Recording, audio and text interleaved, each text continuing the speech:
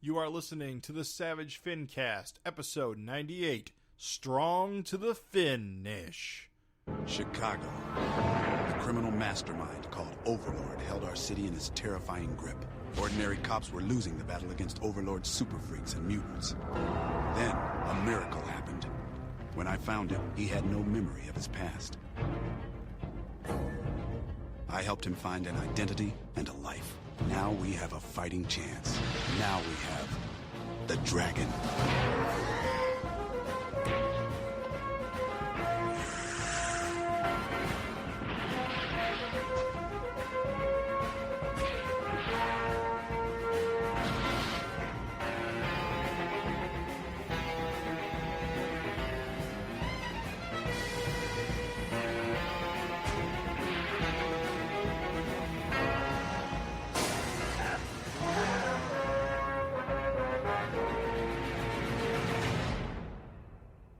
This is the Savage FINcast, the audio show coming to you in crisp 4K HDR.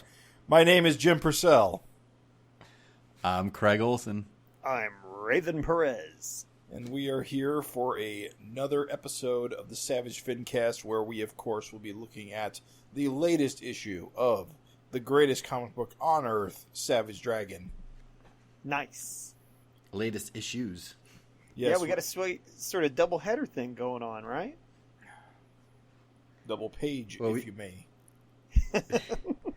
We did talk to Eric about 251, but we didn't go in as much detail as we typically do, so we'd like to touch base a little bit on that and then get into the amazing 252. It's going to be a beautiful, good time. Guys, it's going to be a fantastic time. There's no news to speak of, but I think we have something even cooler. I think we have letters from Finheads. Or as we like to call them, F-mails. F-bombs. Nobody calls them F-mails. So, yeah, thank you so much, listeners, for sending us a bounty. And I think our main man, Jim's going to take it away. All right, we got one coming in here. Says, "Hey guys, I'm a huge Savage Dragon." I assume he meant Savage Dragon fan. Have been collecting issues for years, but I'm at a point where the physical comics are just starting to take up too much space. For years, I've never been interested in anything but the physical comics, but now I've decided I want to digital. I want to go digital. I know Jim has said he only reads comics digitally. Not entirely true. So I was wondering if you guys could maybe give me some info on where to go from here. What is the best way to get the current issues of Savage Dragon digitally? I have both an iPad and an Android-based tablet. In your opinion, is there one that is better than the other for digital comics? Any info you can give me would be great. Love the podcast. Please keep up the good work. John T. So, John... Jim, this is all you, baby. Well, John, you've already won half the battle because you got an iPad. I don't know anything about Android devices. I've never used them, and the ones I have touched I hate. But I use my iPad for pretty much everything, and reading comics especially. Savage Dragon specifically is really easy. You just go to Comixology, and you buy them. Comixology, of course, is the Amazon-owned digital comic platform. There's two ways you can read Savage Dragon digitally on Comixology. When you buy the comic, you, of course, can use Comixology's reader app and just read the comic through that. And it's perfectly fine. Looks great. No issues. You can also, because Savage Dragon is an image comic, you are also allowed to download a standalone backup copy in choice of PDF or what is known as a CBZ, which is just a fancy name for a zip file with a bunch of JPEGs in it. I personally do that, and then I use a third-party program called Chunky. It's a digital comic reader for iPad, and it is my preferred way to read comics when I have the choice. But yeah, I've been reading digitally since 2012 at this point. And the convenience factor outweighs pretty much every negative people come at me with. Good luck switching over. The only thing I would add to that, because again, I don't do it, but just to throw in some things, I was listening to see if you'd mention them, and you didn't, so just throwing this in. If you go to image.com or imagecomics.com and you go to the Savage Dragon section or whatever, they actually, for each issue, have like a little drop-down menu where you can see all the places where they sell it. So they got Comixology, Kindle, Google Play, Apple iBooks, whatever. So you got options there. And then the last thing I'll throw at you is the few digital comics I do read. I don't even have a really killer setup or anything like that. I've just got a desktop plugged into a 1080p TV with an HDMI cable. And they look good to me. Like, I don't know any better. So, any digital comics... If your TV is big enough... Like, okay, so I have a 23 or 24 inch 1080p computer monitor that I would never read comics on because it looks so bad. Because it's basically the screen is smaller than a comic book. And so it just doesn't look great. But I also just recently bought a 43 inch 4K television that I use for a computer monitor. And putting comics up on that looks great. Because it's massive. Mine's low quality, like 1080p. Yeah. But I do have a 50-incher. But so, I think in the case here, the actual physical size of the TV is what really matters. Because you got to get those sharpness not important. You got to get those words big enough to read at a comfortable distance. Yep. I can read my shit from the couch, so it's fine. Because on smaller screens, the words just get too small. And with comic books, at least in my opinion, the worst thing you can do is read them panel by panel, or need to zoom in on word balloons just to read them. As I feel hate that guided view shit. It destroys the entire purpose of comics, where you see the whole page, but then let your eyes move through it. Yeah, it's the layout. And that's the thing is, Dragon is a book made for print, so. Eric is thinking of things in terms of double-page spreads and shit like that. Yeah. So, yeah, I'll agree with that. You really don't want any kind of guided view thing. You really want to just see the page all at once like you would if it was in print. I will say reading things one page at a time without seeing the buttered-up pages, so every page is the left page, is a pretty good experience, though. I mean, it's not. Yeah, you get surprised. It's not intended, but because of course Eric is planning for double pages or two pages butting up against each other, rather. But I think that it's okay to read it one page at a time. You don't have to read two pages next to each other. Usually, the double page spreads will just be their own page, so you'll see those when they come up. So it's not like you have to worry about that. Although on an iPad, you will need to turn your iPad to landscape mode to bathe in its double-page glory. Which some people find irritating, but I've never found a problem with. I flipping from portrait to landscape, just page after page, is just second nature to me now. Yeah, I'm sure once you get used to it, it ain't a big deal at all. Yeah. Like all the things complain about, like, oh, it doesn't smell like mildew and toner. I like my comics to have heft. Fucker, my iPad weighs like 5 ounces. Whatever, Johnny Mnemonic. Don't shit on print. You don't have to because you like your thing. All right. Moving Sweet right. Smell of mildew. Yeah. Thank you, John. That's all the smell. That's all what book smell is. It's just mildew.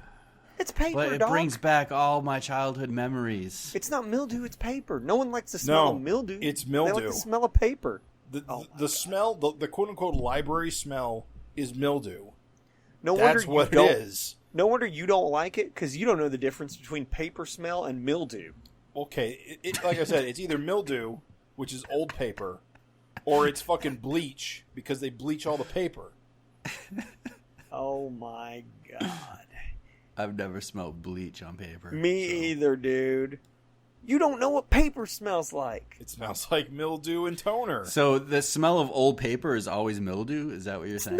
That's my understanding, yes, is that when you smell the book smell, wrong. When you're in in like an old bookstore or a library, and that you smell that book smell, it's mildew. Do you think I love that librarians smell. could stand to be around mildew all the time? It's a different it's not smell. It's not dangerous mildew. It's the. I'm saying it wouldn't. I've never heard anyone say, I love mildew. Everyone loves books. No one loves mildew. Well, that's because you said it wrong. That's why they say I love the smell of books, because they don't All want right. to say I love the smell. A common smell of old books, says the International League of Antiquarian Booksellers, is a hint of vanilla, lignin, lignin, which is present in all wood-based paper, is closely related to vanillin. As it breaks down, the lignin grants old books that faint vanilla scent. And it's not It's mildew. never smelled like vanilla to me, and I love vanilla. Oh, my goodness. The Smithsonian says it's a mix of old grass and vanilla. There you go. It's not mildew. No one likes mildew, dude. Mildew, people have allergies to mildew. If it was mildew, certain people could never go to a library. It sounds like it's because it's the breakdown of that lignin that gives it the smell more than mildew. I'm sure there are libraries that have mildew, and old books do get mildew, but... Yeah, I was going to say, I've been in some fucking rancid bookstores, that's for sure. But old book smell is paper. It's just old paper. It's not Well, there's mildew. mustiness. Actually, the Smithsonian says a combination of grassy notes with a tang of acids and a hint of vanilla over an underlining mustiness. Musty. Musty. We're all right here, huh? Oh, Musty geez. is equal to mildew. I wasn't prepared to feel things for this FINcast, but I feel certain ways. Well, good luck on your digital endeavors, John. Yeah. All right, let's move on from this mustiness. Take It's us getting outta musty in here. Let's get musky. We got another. Our next letter comes. We got a couple of letters. One because Russ sent his first one in a little late and missed our deadline for our last FINcast. But Russ Burlingame, who we know as a friend of the show, he works for comicbook.com. He does those great interviews with Erik Larsen after each new issue is out. Kind of it's a nice little cliff notes or kind of a little more insight into each issue, and I enjoy reading those. So thanks, Russ, for that. But he writes in, and this is in response to one of our FINteresting conversations. Hi, guys. Been a while, and I'm sorry for that, but I had to chime in for 250. I want to see more chaos and control. It's a weird but cool visual, and I feel like these guys who have been around for 25 years... Oh, I'm sorry. It says, and I feel like these are guys who have been around for 25 years, and it's been a minute since we spent any amount of time with them. What the hell is driving a 50-something symbiotic creeper villain? I'd also love to see Fountainhead and Ugly Johnny, both whom had memorable fights right around the Dragon in Prison era of the book. Ugly Johnny lost an ear in the prison fight, and now Paul Dragon is back around and looking spry as hell. Lastly, let's see the Bronze Man. You can't bring Paul into the book and not deal with that guy. Yes. Let's address this one, and I'll go into Russ's next letter. Sure. But you guys remember Ugly Johnny from like the Mako prison fight issues? That guy was kind of cool looking. What's funny is I don't refresh my memory. He kind of looks like an Ugly's Unlimited guy, but he kind of had a cool role. It was like those guys are just like messing with Dragon in prison. And then you guys know who Fountainhead is. Obviously. Yeah. Laserface. Yeah. Lasers. Infinite lasers right out of that big thing. And the Bronze Man, he's never been in the new Savage Dragon book. He's a graphic fantasy version of kind of Overlord. Well, that's the thing though. I would call him an echo of Overlord, or vice versa. Yeah. So in a way dude. we've seen him, but in a way we haven't. Right. He looks totally different. He looks a lot Well, different. he looks a lot but, more like yeah. Doctor Doom, right? Or no, does he Yeah, look like an more Iron different Man than that? Doom. He's like an Iron Man kind of Iron looking Man, dude. yeah. So we'll see. I think we talked to Eric a little bit about it, and he kind of left it open ended. Like we don't know if the Bronze Man was in Dimension X as well. It's just cool because basically Paul opens up the window for all kinds of shit. And we're going to, you know what, we're not going to go into it too much here because, Lord, we're going to be talking about that a lot. But basically, yeah, Bronze Man, very cool. Paul opens up those possibilities. And this kind of ties in with it, and so maybe we don't have much to say about the second letter from Russ, but he said, his second letter says, "Hey boys, my reaction when I saw Paul pop up in the book, well, the first thing I thought was literally, so that's why Erik name dropped him in the merging of multiple Earths. Next, I thought, I wonder if this means the Bronze Man is coming. Stay green, y'all. Russ Burlingame." Love it. Love the enthusiasm. Another Bronze Man enthusiast. I, too, cannot wait to see the Bronze Man. What do you, real quick, give me your odds. What do you guys think are the odds we'll see Bronze Man, and what's your time spread? Like a year? 2 years? 0% 0% likelihood. 0% likelihood. Okay, justify it. Why? Well, like I said, Bronze Man is basically Overlord, and I think that story is finally done.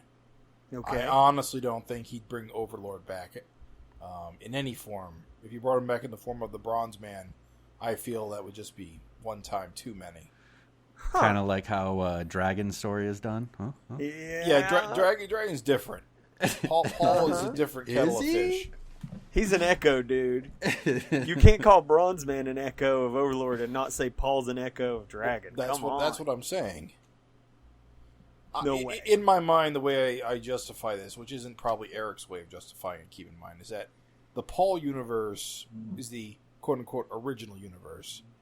The one we've been in for the last 28 years is the Echo universe. Things are similar, but it's mostly different. Bronze Man, Overlord is the Bronze Man role. Overlord's dead. His armor's come back a couple times. I don't think we need the armor back, and I honestly don't think Erik wants to repeat himself in that regard. I don't think we're going to see too much from the Paul Dragon's Earth except for Paul. That's my guess.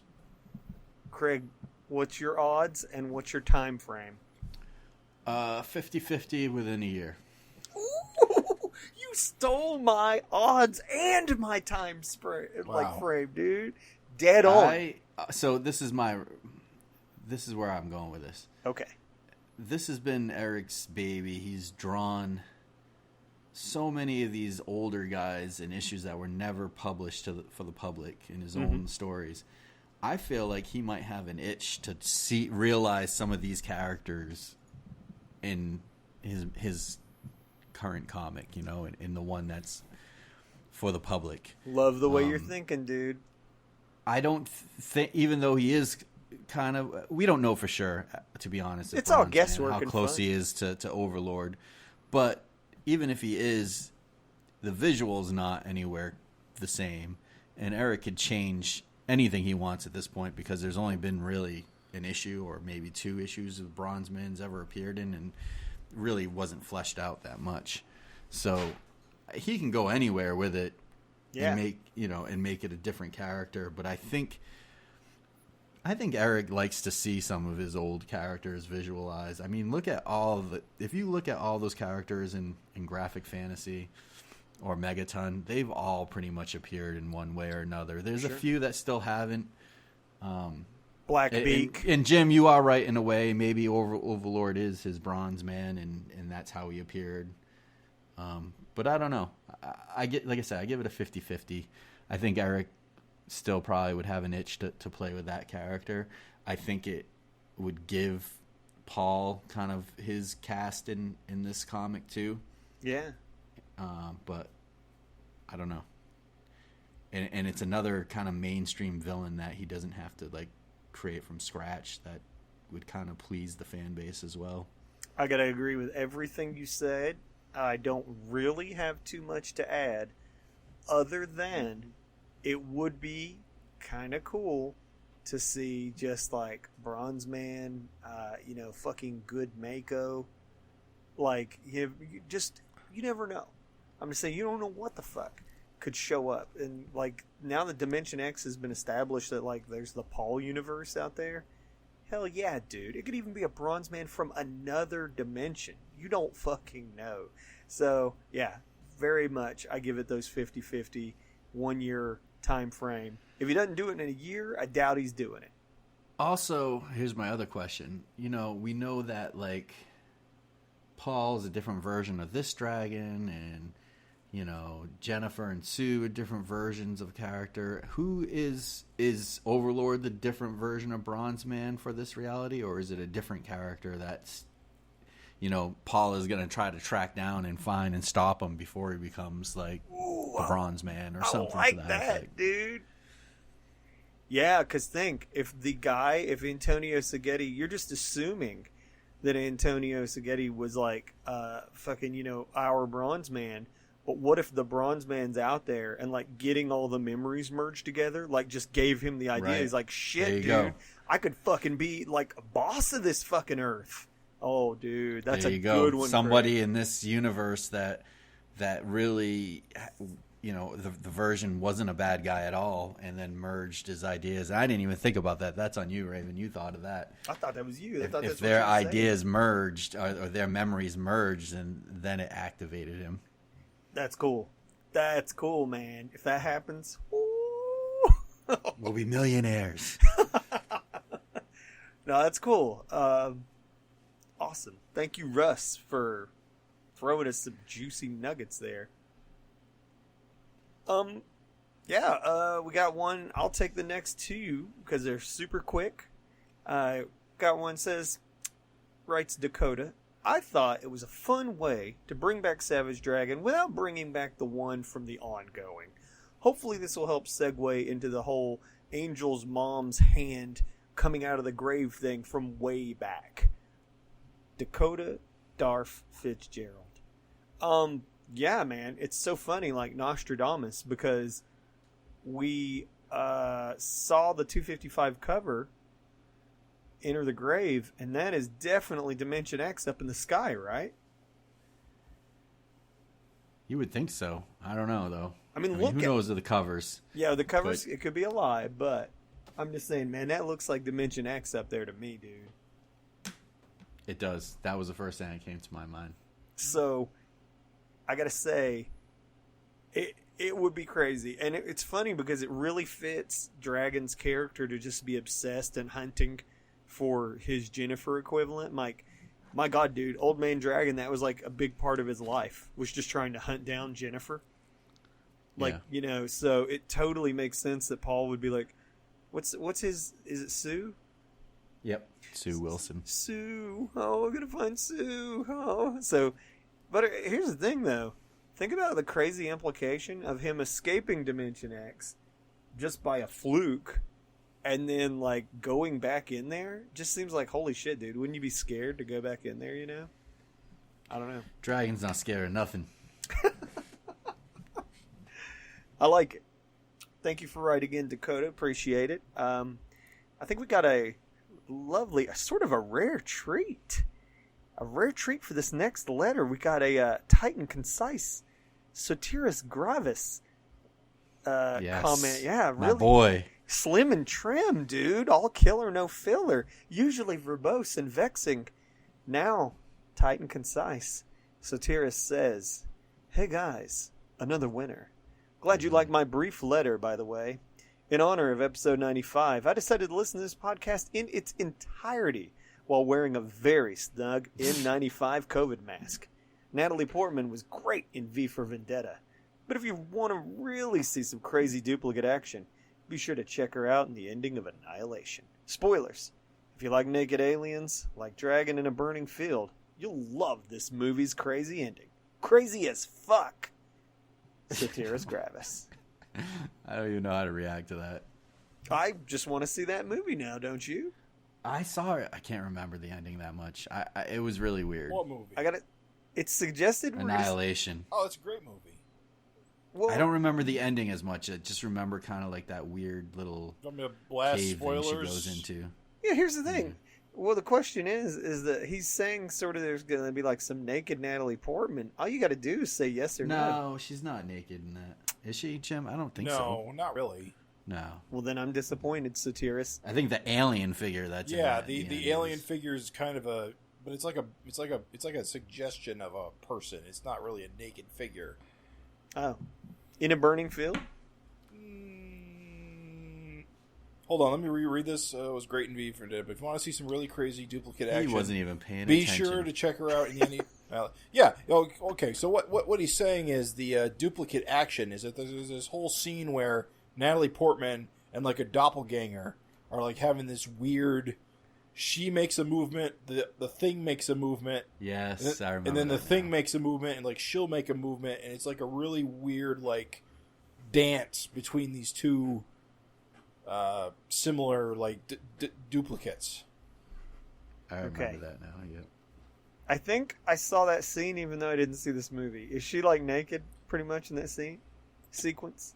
Maybe the The duplicate. duplicate is, but there's no like. I saw it like a year ago, but I don't remember like nudity. There's no like Janie.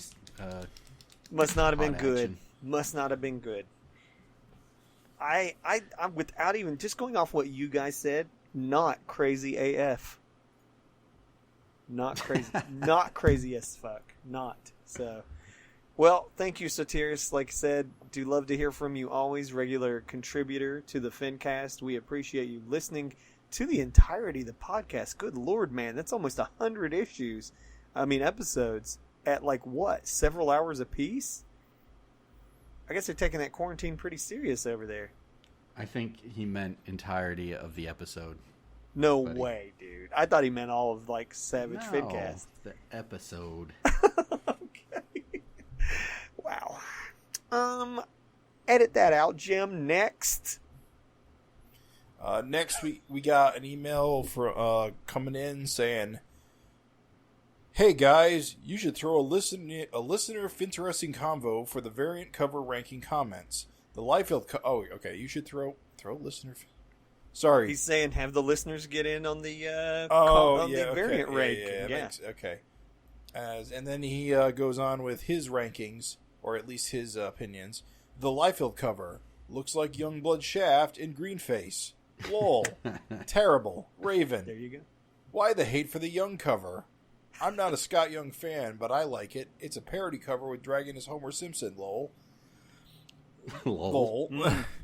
The Otley cover is uninteresting. Big hand.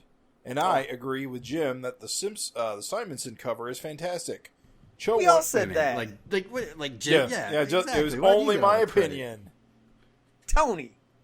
They all I'm said feeling Simonson microaggressed. sucks. Go suck I'm a feeling dick. microaggressed, dude. Cho won- What? I wasn't even mentioned this whole time. Chop liver over here. Cho one is great, but I can't tell if it's original Dragon or Malcolm. Good point. That one is unclear. Raven, no backup? What the fuck? I wanted more angel titties. Lol. Gotta Oh. talk to the man in charge. Oh, snap. I just saw the Adam Warren, Savage Dragon, and Alex pinup in SD250. Man, how sick would an Adam Warren variant cover have been? Big fan Very. very. Big fan of Empowered, and out of curiosity, do any of the FINcast crew read it? Yes. Yes, I do. I do. Yeah. Man, I'm thinking issue 300 should have at least 10 variants. Adam Warren, Art Adams, Howard Porter, Mark Bagley, Brian Hitch would be my top choices. Heck, even John McCrae. Who's John McCrae? You know him from Hitman. Oh, Hitman. Okay. The Or DC you don't? Hitman. Yes. Yeah. Yeah, I've never read it, but yes, now I know what you're talking about. I like Adam Warren. And this Art is Adams. this is letters by Tony M. Thank you, Tony, for writing in. Fellas, do you have ideas on those variants? You don't have to do 10, obviously, but... I don't know. We gotta get Dave Johnson back. Oh, yeah, second that, dude. Dave Johnson does good covers. He'd do a very good Savage Dragon cover, I think. I would love if he'd do an angel with those really thick cankles like he does. Just like... And I'm not joking, dude. Like, I mean... That's why I'm laughing. It would look cool. All right, keep going. Mike Allred cover for me. That would be yeah, good, dude. yeah. Absolutely. I would like a cover by Daniel Warren Johnson. Nice. Okay. Yes, fuck yeah, dude. That's Murder Falcon. Yes, For Murder those who Falcon may guy, not be yes. initiated. He does great stuff. Fuck yeah, dude. His shit's incredible. I'm gonna say, give me a Corey Walker. Yes. Yeah. Yes. Yeah. I agree with Art Adams. I'd like to see a front cover with like some cool scene, not just pinup. Totally agree. Art never does pinups. Art always does cool scenes to me, or just crazy like Art, a million art does guys. Art does weird like out of continuity scenes. But they're good. Like, remember the Invincible one with the Grim Reaper? Yeah. Yeah. So good, dude. I'm not. I also like his covers where it's like a million Avengers. Yes. Like, all the guys are just on the cover. And he kind of did that with the back cover of Savage Dragon, where it was both out of continuity with different versions of Dragon, but then also like a million different Dragon guys. Yeah. Which is kind of neat. I don't know. No, I totally agree, dude. What do you guys There's a think bunch about of guys. Brian Hitch? Brian Hitch is fine. okay. I mean, I'm not a big Brian Hitch fan, or at least I wasn't until like 2 years ago when I read his Hawkman run, and it was very good. Mm-hmm. I think his art's improved a lot lately, or Yeah. more to the point, it's become, I don't know, more efficient. He's not as like detail obsessed like he used to be. It just looks better as a comic. I hated how the Ultimates looked. It looked so static, dead. It was very referenced. But he's a lot more. His cartooning's a lot better now. He probably I think is just less referenced, to be honest. a fan favorite, or just in general a favorite. He's not my personal favorite, but a lot of people love him. Is Frank Quietly. Oh, goddamn, yes, dude. Would be interesting to see his take. And I know 'cause he's Eric likes very his shit, too. unique. Yeah. Absolutely. What about your boy David Cho? Nah, I'm not. He doesn't do enough comics, really. Hmm? He did a few in the beginning, and that was it. Wait, who's David Cho? He's more famous for his like pop art and shit. He Graffiti. was like the guy that made millions on painting Facebook's headquarters in exchange for whatchamacallit, Stock. stock. Yeah. Yeah, that's good. That's good enough, because we got kind of a sort of similar line of conversation coming up. In fact, so that is actually a really cool segue. Before we do that, Jim, you want to tell them that they can write us letters? You can always send us emails to savagefincast@gmail.com or leave us comments on our website, savagefincast.com. You can find us on Facebook at the Erik Larsen Savage Dragon fan group. We usually post the new FINcast there, where you can leave a comment. Basically, you have no excuse. You can get us comments anyway. We'd love to hear from you, and as you heard, we'll read your letter on the FINcast, give you funny voices, reply with feigned outrage and indignance. It's a pretty good experience, I'd say. But, you know, we got another thing for you to interact with us, too. We got a little segment that we like to call the FINteresting Conversations. And I think we got a doozy for you this time, dear listeners. I think we got something really interesting for you. What we do is we're going to talk about this FINteresting conversation first, and then we're going to throw it back to you. And we would love to hear from you. And this can be your letter as well. If you're writing in, you know, feel free to use this as your letter. Tell us your thoughts and choices on this FINteresting conversation subject that we're about to discuss. But for now, it's going to be me, Jim, and Craig doing our thing on this FINteresting conversation topic. Savage Dragon 252, which we will be discussing shortly, features one of Erik's many famous Savage Dragon experiments. He loves to throw himself challenges, curveballs. It's a delight for us, the readers. We never know what the fuck we're going to get, and it's got to be something that keeps the book fresh for him after 28 years. In 252, it's an homage, a tribute to the Sunday Funnies. Of course, you know, by the time you listen to this, you're going to have it in your hot little hands, and you'll see it was cool. He emulates a lot of different, you know, very famous Sunday Funny strip artists. So, we actually asked him in our interview what the next challenge was, or if he'd even started thinking of one, or, you know, maybe he was just too tired and wanted to just chill out for a while. Actually went ahead and beat us to the punch and put this out on Twitter. And so you guys got the spoiler from Erik himself on his next big experiment, and that's what we're going to be talking about. He said the next logical conclusion would be to tackle the styles of various comic book artists, because he had to tackle styles of all these strip artists, and I think he knocked it out of the fucking park. So it's really exciting to hear him say that that's the next experiment in his head. And so, I've talked way too much. I'm going to throw it to Jim or Craig, whoever wants to jump up and grab this ball. Give me just a couple, whatever you're feeling, artists that you would love to see Erik integrate into that next challenge. You go, Jim. All right. Well, I have two right off the top of my head. One I think is possible. The other is a huge outlier. Mm-hmm. All right. So the first one, the one I really want, is I really want Osamu Tezuka, Nice. creator of Astro Boy.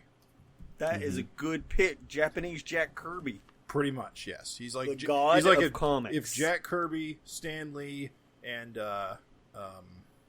Will Eisner were one person, that is Tezuka. It is truly And important. Walt Disney, he's in there too. Yeah, you literally cannot understate. That is, honest to God, sounds like an exaggeration. You cannot overstate this man's impact on comics, because, I mean, just comics in general, because, like, yeah, manga industry, whatever, but, I mean, hey, manga influenced America, too. This is a man that did it all. Like, it's insane. Basically, there was nothing he didn't do.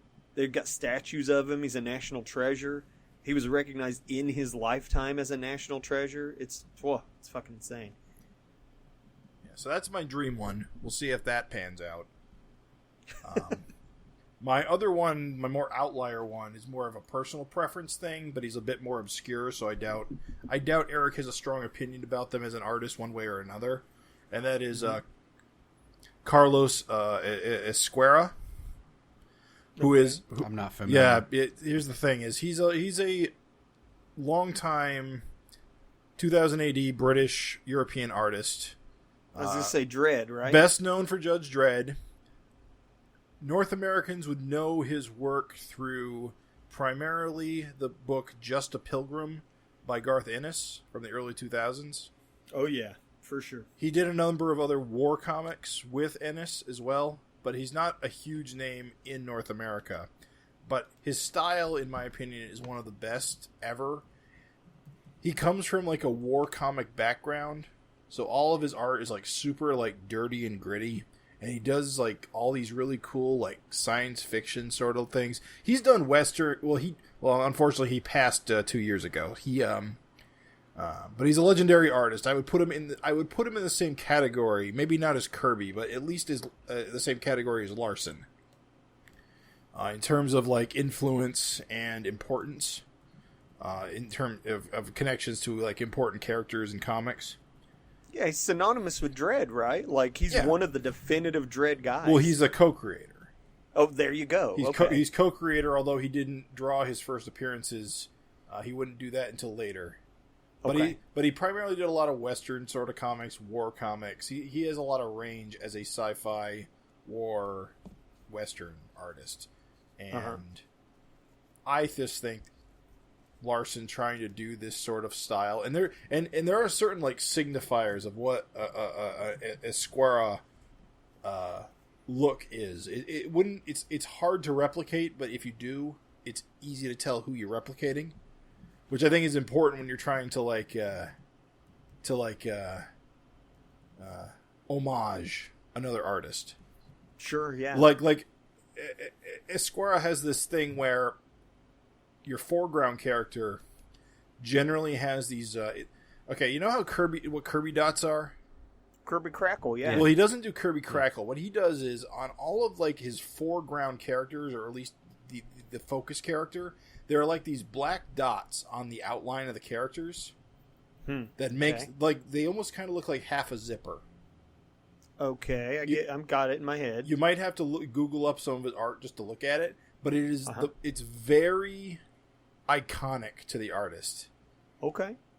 And I think if you did that, it would be really obvious who you're homaging. So I think it would be really cool. Cool. But I don't think Erik's going to do him. But listen. That's my pie in the sky dream. Listen, these are your Pioneer Sky dream picks. Like, whether or not Erik is going to do it or not, that is not the FINteresting conversation. The FINteresting conversation is what would you like to see. So don't worry about the reality. Just throw it out there, dude.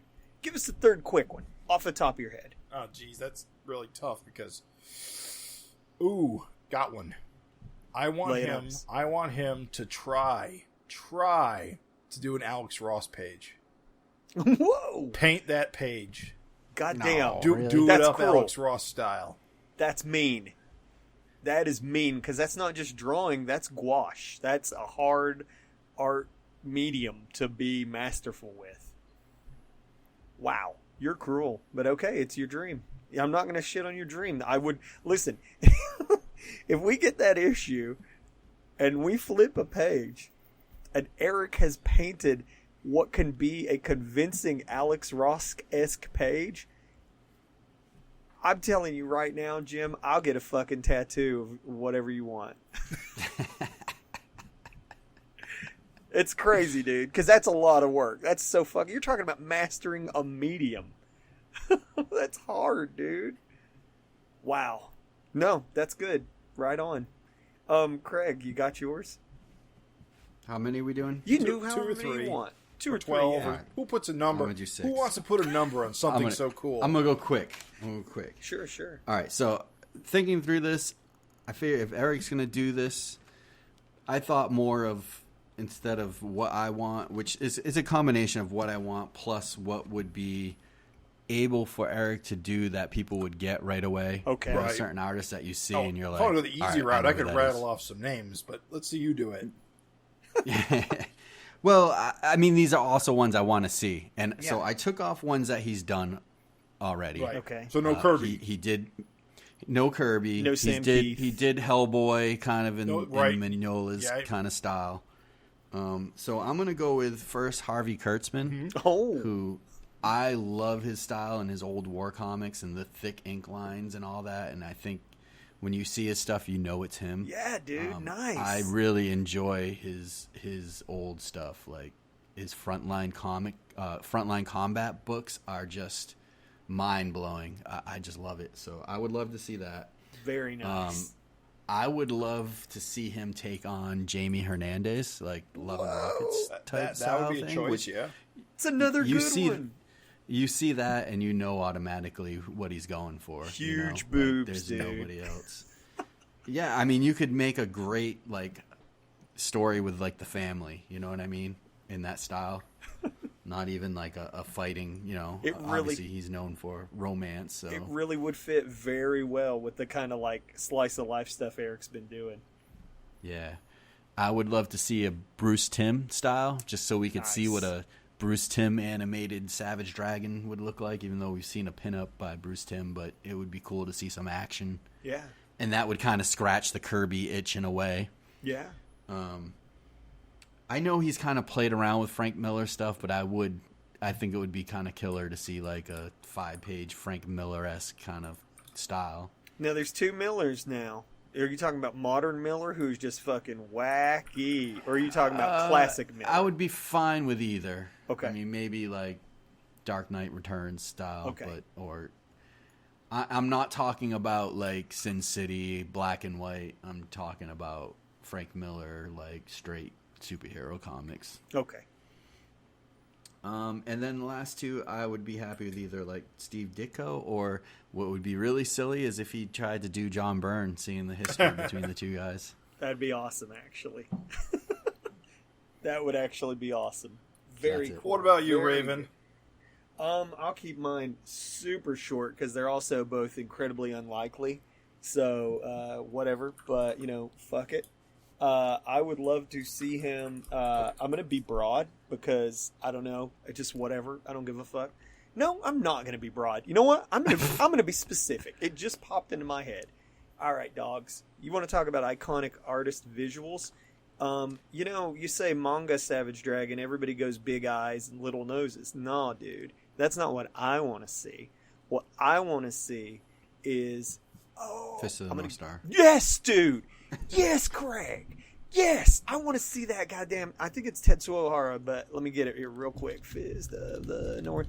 Dude, the artist of Fist of the North Star is legendary Tetsuo Hara. Yeah, dude, the brain came through. Okay, so Tetsuo Hara's art style, if you want to Google it, it's just Fist of the North Star. If you Google it, you'll see. But, like, dude, it's an iconic visual that Erik could do because it's big, muscly, like fucking bodies. It's actually American style influenced. There's like lots of black. It's very Road Warrior inspired.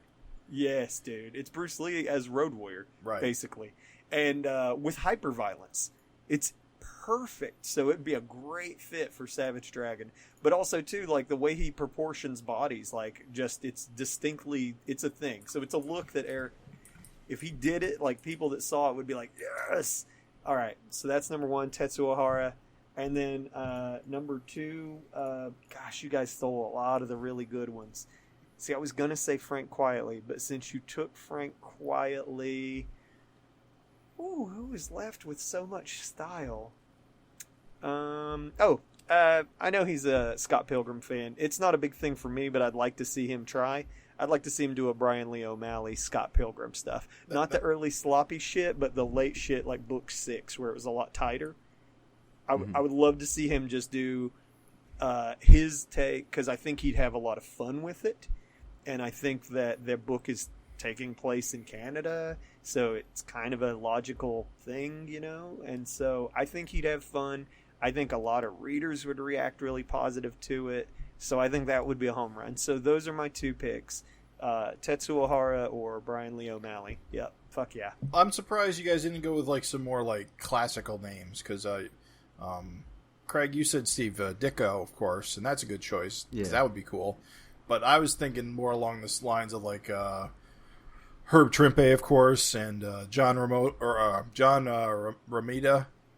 I was going to say Romita. I thought John Romita, but I always feel like either John Romita or John, Buscema, kind of middle of the road Kirby influence. John Buscema was my other one because Erik's a big fan of the original Nova series. Right. Yeah. Well, I think those would probably be Erik's picks, but for me, I just feel like they're a little derivative. They're great artists, but I feel like they're very heavily influenced by Kirby too. And maybe a Gil Kane. Yeah, he was on my list. Neil Adams. I'm not the biggest Neil Adams. I'm not a Neil Adams guy. Yeah, I'm not either. Fascinating. Maybe Joe Kubert. I mean, if I'm pulling out like two names. Joe Kubert, that would be cool. Yeah, because it's so distinct. I'm gonna say I had him like here for like just a second. It like immediately left my mind as soon as he said Joe Kubert, dude. My mind wiped. Context? Anything like? It was gonna be an art style, like one of those guys with just a distinct art style, to where like you would know instantly who he was doing. An older artist. Well, who was I thinking? It's gone now, dude. Don't worry about it. I'll remember. But basically, yeah. Anybody who has like that iconic visual hook, it would be cool to see him like spoof all the image of all the other guys. Yeah. Do a Silvestri, Ali. I think he said he was all set with that. I don't think that's a good idea. Yeah, it'd still be cool though. It's just my list. Yeah, but I feel like those guys have been spoofed too, like so much that it wouldn't be as fun as seeing some others. You're right; those are lame picks, honestly. I don't know. Yeah, classic artists that have unique styles that aren't too Kirby. I don't know. It's hard, dude. We'll let our audience leave some for the listeners. Yeah, listeners. Do our homework for us. So where can they write in with their excellent choices? Well, the same place I said earlier, savagefincast@gmail.com, or actually, for the FINteresting conversations, you should use savagefincast@gmail.com. Yeah, don't put it in the comments. Send us an email. Yeah. Do the work. Make our life easy. Just send an email. That way it's all... And make the subject FINteresting conversation. That helps. So, yeah. But, man, I can't wait to hear what the readers come up with. I think there's artists that we didn't list that as soon as we hear from the readers, we're going to be like, oh, shit, dude, of course. Jim Balent. We all want to see that Jim Balent, Erik Larsen page, There's so many artists out there. Yeah. Honestly, there's so many we're not thinking of right now. And it could be alive or dead. It could be Euro. It could be like Japanese. Like it could be because it's your pick. So hell yeah, dude! Like, the sky's the limit. Like go crazy. Thank you, Jim and All right. Craig. Man, that was That was a good one. So I think it's time. Yeah, say it, Raven. Say the words. I think it's time for some meat and potatoes, right? I'm hungry. Potatoes. I think we got a double scoop sample, a double serving of meat and Well, potatoes. we previously talked a bit about Savage Dragon 251, but we thought maybe we go just a tiny bit more in depth on it, and of course talk about the backup, which of course we never talked about last time. Right. So we should do that. Whoops, wrong. Madly disrespectful, considering this was a good backup. Yeah. Well, we're in an Erik interview. Now we're in an issue review. Right. So, just talk about something that we didn't really talk about last time. Sure. How cool is Brainwave, and how much does it suck that he's dead now? I know, dude. My heart is broken. It was a very cool sequence, but I would have loved for him to stay around a little longer. Fuck it, Malcolm. Your fucking track record continues. Malcolm the murderer. Oh, not. I'm dude. sorry. You mean Mind Yeah, Warp, Mind not Warp. Brainwave. I always mix them up. There's like too many brain guys. No, but- dude. but this you is- can never have that. Well, this is one of those guys who's kind of always been in the background, who you always see, but he never does much.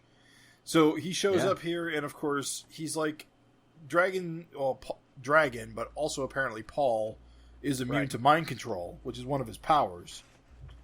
But if you're not controlling your mind, if he's actually like telekinetically controlling your body, you're fucked, man. Yeah. So we finally get a mind control guy who's effective. And then he gets squished because apparently he can only target one person at a time. Help me out, my dudes. Mind Warp. Was he like, I'm just like, as soon as I saw him, I was like, well, they clearly got history. Was he a Pulp Dragon guy? Was he a classic Dragon No. villain? He's a classic Vicious Circle member. This feels like when Paul says, "You can come out, Mind Warp, I know it's you." That feels like he's drawn from Dragon's memories. Sure. Although there could have been a Mind Warp in the other universe that we never met. Sure, yeah. So it just got to reinforced his memory because there was two of them. Yeah, cool. So, I mean, because it's funny, because this guy is just not... his visual kind of seems familiar. Like, I remember the way the skull is just like two little lobes poking Am out I of a skull. crazy, though? Did we not do a retro review where Mind Warp controlled Barbaric? Yeah, we did. Probably. He was in issue 5, issue 6. Yeah, remember He's we been talked about it in the retro how I think it was Barbaric started punching himself, but it was kind of awkward. Right. Or was yeah. it Dragon? Someone was punching themselves. I think it was Dragon. But Was that Mind Warp? I can't remember now. it was either Mind Warp or Braino or... Oh, it might have one been of those Braino. guys. But Mind Warp, like I said, he's been in like a ton of issues. He was in 5 and 6.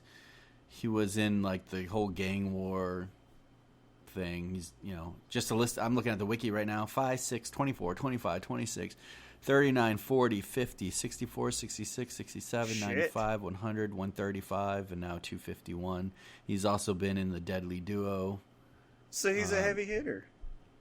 He's been around, but he just doesn't do much. He's always like one of the background guys. What a bummer, dude. He certainly showed he was ready to rise to the big time here. Yeah, he was part of the Annihilators, so we saw him there I see. when they split off from the Vicious Circle. Yeah, Well- I'm very sad he died. It was a cool visual, but also very sad he died. There's not many Brain guys left. Braino's dead. He's dead. Brainy Ape's Wait, dead, what right? killed Braino? Dragon threw the fucking rod through the brain Oh, Yeah, yeah. smashed right through. in the big newspaper. That was, yeah. the Wegmans, right? Yeah. You used to call it Oh, Wegmans? was that- like was the that- like the supermarket? Yeah, but Was it Wegmans? He means I don't that. He means the big. McSweeney's. McSweeney's. That's quite a different name. I knew exactly what you were talking about, and you weren't far off. Why did when he was shopping at the Wegmans. Wegmans come in there? I don't know. I guess I didn't remember that Brano died in that. Yeah, it was his tragic moment. He was kind of having a moment with his lady friend and got the old rod to the head. Damn. Yeah, he got greased. So in that way, Malcolm and Paul, not that different. I mean, Malcolm and Dragon, not that different. Also, Dragon and Paul, not that different. Immediately going for a role with Alex. What the... Aren't you here looking for your wife, douchebag? I mean, she'll take what she can get. He'll take what he can get. I mean, I do think it's... I just like after they're in bed, he's like, full disclosure. We've never met before. Yeah, dude, wasn't it kind of shitty to like clearly they've already boned. And he's just like, oh, P.S. We're strangers. She says, you're still here. That's a good sign. Yeah, it's funny. Paul is kind of a jerk, and Dragon was kind of a jerk too. Dragon's an asshole. the He's same always person. been an asshole. Yeah, It's like his most defining feature. Is this not an asshole way to be? Like, he didn't have to say that. I mean, he has all of Dragon's memory, so he knows who she is. He just Right. He just doesn't have the emotional connection that Dragon would have had. Yeah, still though, dude. That's sort of how I see this: is that he has the memories, but he doesn't have the emotional connection that Dragon would have because he didn't live the memories.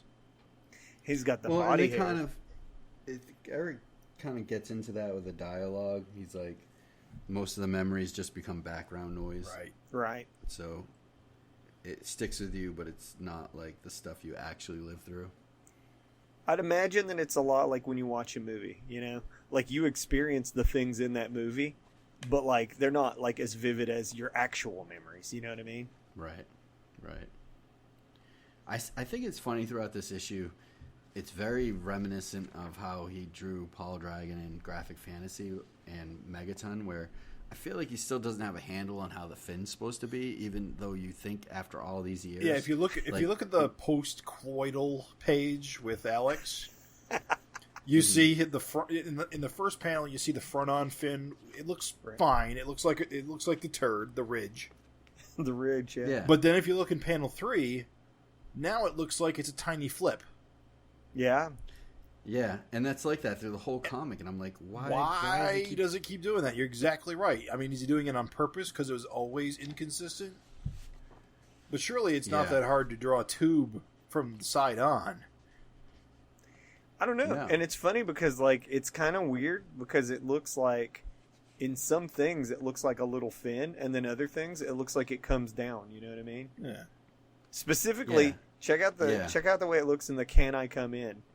Like, it's the second page, second page, third panel, where Paul's saying, "Can I come in?" Yeah.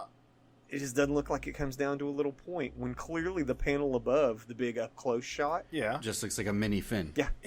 Okay, you're right. So the second panel on the same page is a really big close up of his face, and yes, you see it as like a tiny, flat fin. And then in the second panel, it's a big, turd. Well, it's the same thing on. And then the fifth panel, it's a flip over again. Yeah. Well, look, it's the same thing with like the third page where his hand is like sticking out. It looks like a flat fin the way the front is versus the way. Yeah, now it's got if you look at it head on, the fin head on, the fin looks like it's like a. What do you call those? Like the Eddie Munster type, Widow's Peak, pointed downward. In my mind, his fin should look like the droopy turd.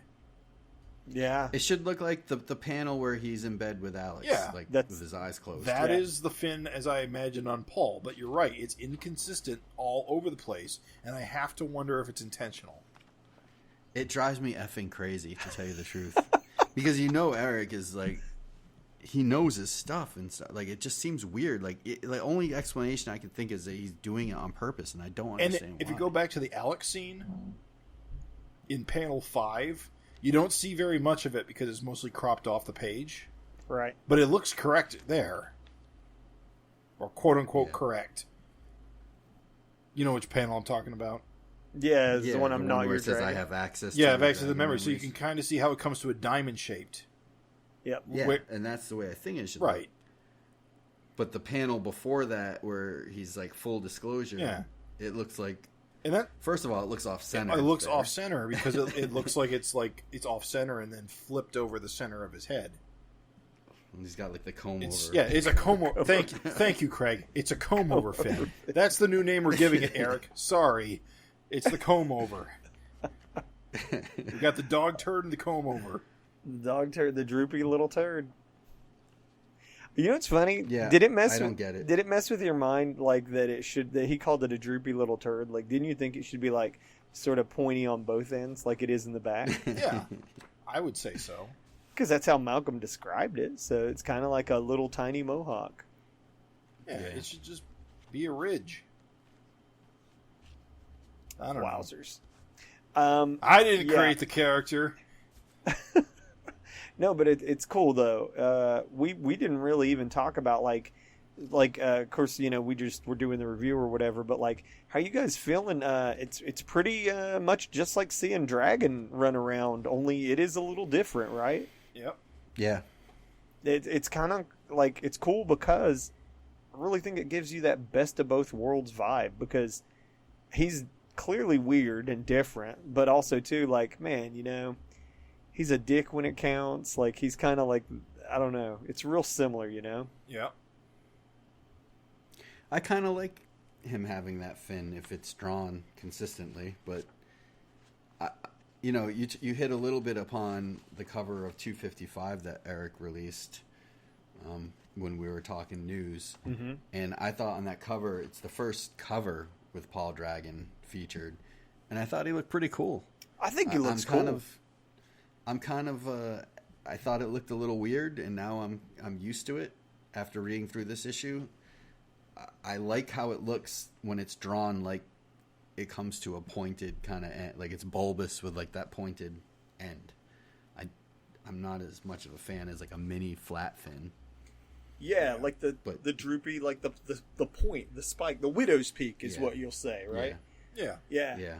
Again, going to that page where he's in bed with Alex, like if it looks like that, I'm on board with that. It looks kind of cool. Yeah, I like the widow's peak. I think it's actually kind of neat. Like the one time he draws it like well in like 3/4 profile is in the page where he's socking Malcolm in the face with a big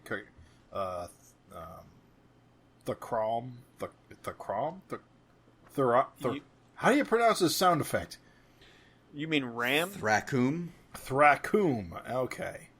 Thracum. Oh, Thracum. Yeah. I agree. Yeah. That's the way I think it should look. Yeah, I like it. I like it a lot there too, because it's you do have, like, it comes down to that little spike. Listen to us, fucking fin experts. Hey, so we don't call. We're It's not just the weird because FINcast. it's so noticeable. We're not the FINcast for nothing. Right. It's just very, very noticeable, and the reason why it's even more noticeable is because it's the same thing he did in graphic fantasy, I feel Yeah, like. it was inconsistent there too, and it was inconsistent there now. I will say that I think it gets more consistent as the issue goes by. Sure. Because, like, You would think so, but it doesn't. does it not? Because- Not really, because it's still goofy on you're the right. second from the last page. Yeah, look at the rack where he's punching himself as the Yeah. big panel. Yep. And then, like, look at the way it comes down to Widow's Peak on the final one. Yeah, You're right.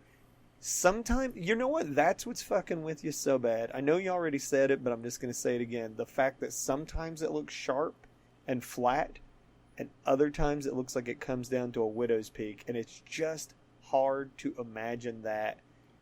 I can't help but think he's trying to draw it the comb over way, but that doesn't work in like a head-on shot, so he does it the other way in all the head-on shots. But it does, and he's an accomplished artist. I know he could just make it work. It just seems weird. It seems like it's a choice on purpose. It might be a choice, dude. I mean, it might be a choice, is what's It's a choice. I don't understand. It's why, like how though. it's like Mickey Mouse. Whenever you look, whatever profile he's in, his ears are always in the same position. Yeah. Oh, you know what? I'm going to drive you even crazier, bros. You ready for this? I think it might be a choice. The segments change on pages. Oh, they do. Yeah, sometimes it's just like 4, and then other times it's like a lot. Sometimes it's more than 4.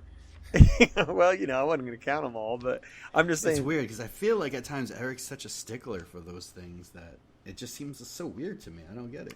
I think we've cracked the case. It's got to be a choice. It's got to be this is a guy straight out of 84, and he'll always be straight out of 84. Yeah, maybe. You know what, Craig? We'll see. Maybe that's what it is, dude. He's just having fun drawing Paul, and he's like, I never gave a fuck back then, and I'm not going to give a fuck about it now. That'll be his visual. We should have asked more about it. I think we touched a little bit on the interview about it, but next time. We'll see. On the Savage FINcast. Well, not literally next time, just next interview. Right, yeah. But I know we talked a lot with Erik about that splash with Dart, but man, I love that. Yes, dude. That's her freaky wide-eyed look in that mansion. Her nipples, her huge aoral. They're proportionate. You know what? I think that he has got Dart crazy face down to a fucking science. Got a fucking 30-yard stare that just never ends. Yeah, dude. She looks so crazy. She's always looking through you. Yeah, man. It's good, though, right? Because the normal, regular Dart did never do that. And this is distinctly evil Dart's thing. And I love how she doesn't give a shit about Dragon. She's like, yeah, whatever. Yes. You would think that she would care. She's like, she's done. Fuck it, he's old. He's a fucking old man. Who cares? More samurai. Give me more samurai. Give me more newer characters to kind of care about. Love it, dude. We're getting that, though. Like, Samurai and Bug is it Insect? Samurai and Insect are like, I feel like they're in there, dude. They're like hench women. Yeah. Right-hand hench women. Question. It's Chutes and Ladders they're playing, right? On the board game? Looks like it, yes. Just checking. Yeah. Just checking. I gotta imagine so. Yep, he's talking about Chutes and Ladders. I just wanted to check. Old Alex holding up. Still a fox. Still a silver fox. Super. So glad to, I know it's funny. I feel so bad for Alex as a character. She just can't ever seem to get that happy ending, dude. It is her curse. She's never going to get that happy ending with Dragon. Mm. But anyone notice that Malcolm's shirt says "Don't moose with me"? Yes, dude. It's awesome. It's classic. I'm pulling for Alex. Maybe this will be it. Dude, I'm pulling for Alex too. And you know what's funny is before regular actual Dragon went to heaven, I feel like he was sort of pulling towards Alex too. That was the cruelty of him biting the bullet. He had Jennifer right there, and he was like, He's like, I'm fucking old and she's young, and I don't know. I think he was going to go the way of the Alex. I'm still enjoying that Eric's foray back into 90s panels with all the scratchy panels in the battle between Malcolm and Dragon. Hell yes, dude. That fight. I love take a look, guys, at the 2 pages, the one with the Brackabadoom, and then the second page next to it it starts with the panel where Malcolm saying "What the hell?" Mm-hmm. Look at that page and how beautiful that is in color, with each sound effect in a different color and in the same spot of each panel going down. It's so neat. Yes, dude. And I love the use of the zipatone on Malcolm's fin on that Scrowl panel. Yeah. So good, dude. Eric's art has been on point, and I feel like whenever Eric's art is exceptional, you can tell he's just having a good time. Yeah, absolutely. You got to imagine how fun was this to have him do. This is basically Dragon versus Malcolm. Right. Yeah. Which is great. I love it. I love to get to see Dragon just fucking duke it out. Because, Shades of Kerr. We saw how it went last time. Full-size Dragon and full-size Malcolm, too. Right. And you notice Malcolm had to hit him with the juice. Had to give him the old electric powers, Yep. So good, dude. I love it. That panel where he's the Skakathracum, Oh, the lightning punch to the head. He doesn't say it, but he's doing it, dude. The signature move. I love it. It's so good. Dude, is there significance to Dragon's 76 on his jersey? I don't know. Actually, hold on a second. Just curious. Was it year he was created? I don't know. That's what I'm wondering. If there was any kind of like significance to it. If you don't know, we won't kill airtime with it. I just did want to say that I also, while you're looking that up, Jim, I love this, and Eric said it in our interview, but I love this super tiny panels page where like you've got the callback. It was a callback to issue 1? Or like which one? The conversation where they're at the picnic table before the fight starts. Oh, yeah. Yeah. I love it. I love the visual callbacks of this sequence. Because in a way, it's very similar. Like, Dragon didn't have his memory and, when the Possessor attacked. It's so good, dude. It was a callback between Dragon and Frank, right? Right. And so you got Malcolm and Dragon talking here. Are we going to call Paul Dragon? What are we going to... Do you guys feel like calling him Dragon already? No, he's Paul. He's Paul, right? To me, it's interchangeable. What about just Paul Dragon? I don't know. I'm digging it, dude. I'm digging it. I'm glad. I'll tell you what I am glad of. I'm glad that Malcolm didn't just accept him. I'm glad that he rejected the idea of this guy just showing up and being like, hey, son. Because that would have been fucking weird. Even if it gets there eventually. Like... And a thing, again, I didn't want to tie up like our precious Eric interview with this, but I want you to think about a cool thing with Malcolm is how much adopted family he has. Like he's got like Angel is his half sister. He's got Lightning Lass, is his half sister. He's got Thunderhead as his half brother. Like, is that her name now, Lightning Lass, or is it just still Lightning? Well, Lightning Lass is a Legion of Superheroes member. I'm pretty sure it's just Lightning Girl. Oh. Lightning Girl, my bad. Sorry, dudes. I didn't mean to get your Legion. I thought, Jim, that was actually a very clever crossover. I thought some of your Legion listeners might be listening to this, but whatever. Okay. But, yeah, I think it's cool. Malcolm has a lot of sort of like adopted family. And it's cool in a way if Paul does kind of become like an adopted father. Like it just fits Malcolm's story so well that like he just, I don't know, he's open to that, dude. Like if he eventually accepts Paul as like a dad, like a father figure, actually to me wouldn't even be that weird because damn, dude, he was super quick to accept Thunderhead as a brother. Like, they were fucking fighting in a graveyard, and he's like, wait a minute, lightning powers? Did we just become best friends? like he was really into that quick, so, yeah. I'm just saying, if him and Paul get there, I think it'd be kind of fitting. I think it'd be kind of cool. You guys find it weird how easy Malcolm kills, especially, like, in this issue where it wasn't like, oh, oops, I fried him with my electric powers. It was like... I'm just going to stomp this guy's head out. I gotta say, at this point, he probably just does it so much he doesn't give a fuck, Yeah. It's a cool panel, though. It is very cool. As much as I'm bitching about it, dude, I do kind of love just Malcolm jumped up real high and then just came back down. It's kind of interesting. It's kind of almost an invincible pose. Yeah. Trying to remember if it's from something specific, but it looks like he's flying away. I love the last panel. You've got a hell of a right hook for an old man. You have no idea. It's kind of ominous, isn't it? I just like it, father and son, just kind of hand on his shoulder, and Malcolm looks so much bigger than Dragon. He is, dude. That's Eric always said everyone draws Dragon giant, but it was the fin. The fin made people think he was giant, and Paul has a really small fin. So, like, but Paul next to Malcolm. It does kind of imply that Malcolm is huge, though. Of course, he's got his mom's height, I think.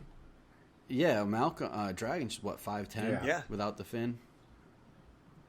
So Malcolm wouldn't even have to be. He's only, if you look at that panel, he's only one head taller. That would make him like what, 6 whatever. We've got Malcolm's height. Malcolm says 6'4". Now I don't know if that means with the fin or what, but I'd assume that's his head, dude. Because like, look at him standing next to Paul. You know. Yeah, which is kind of neat. You're right, dude. That's a really cool panel, and I don't know why, but that like image of them walking through the rubble, like arm over each other, like with the famous Funnies underneath it. It's kind of a cool thing, you know. Yeah. Cool visual. It was a good fight, dudes. I love it. I love like Malcolm's fried fin, you know. I love that we got to see Paul. I think that like Mind Warp is a fucking kick-ass villain. It's a shame, but I think it was cool just to, I don't know. I wasn't expecting much action, and then goddamn, we got a pretty sweet barn burner like fight scene. Yeah, absolutely. And then we don't end there. We didn't talk about this last time at all, so I'm very excited. Because, guys, to me, this is some very fine Frank Fosco work. Absolutely. Ethrian. Yeah, I think he's really firing like on all cylinders with this backup.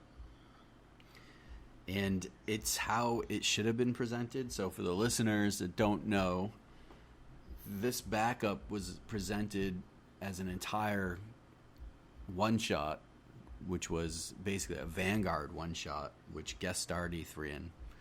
I forget what year it came out, but it was called Vanguard Ethereal Warriors.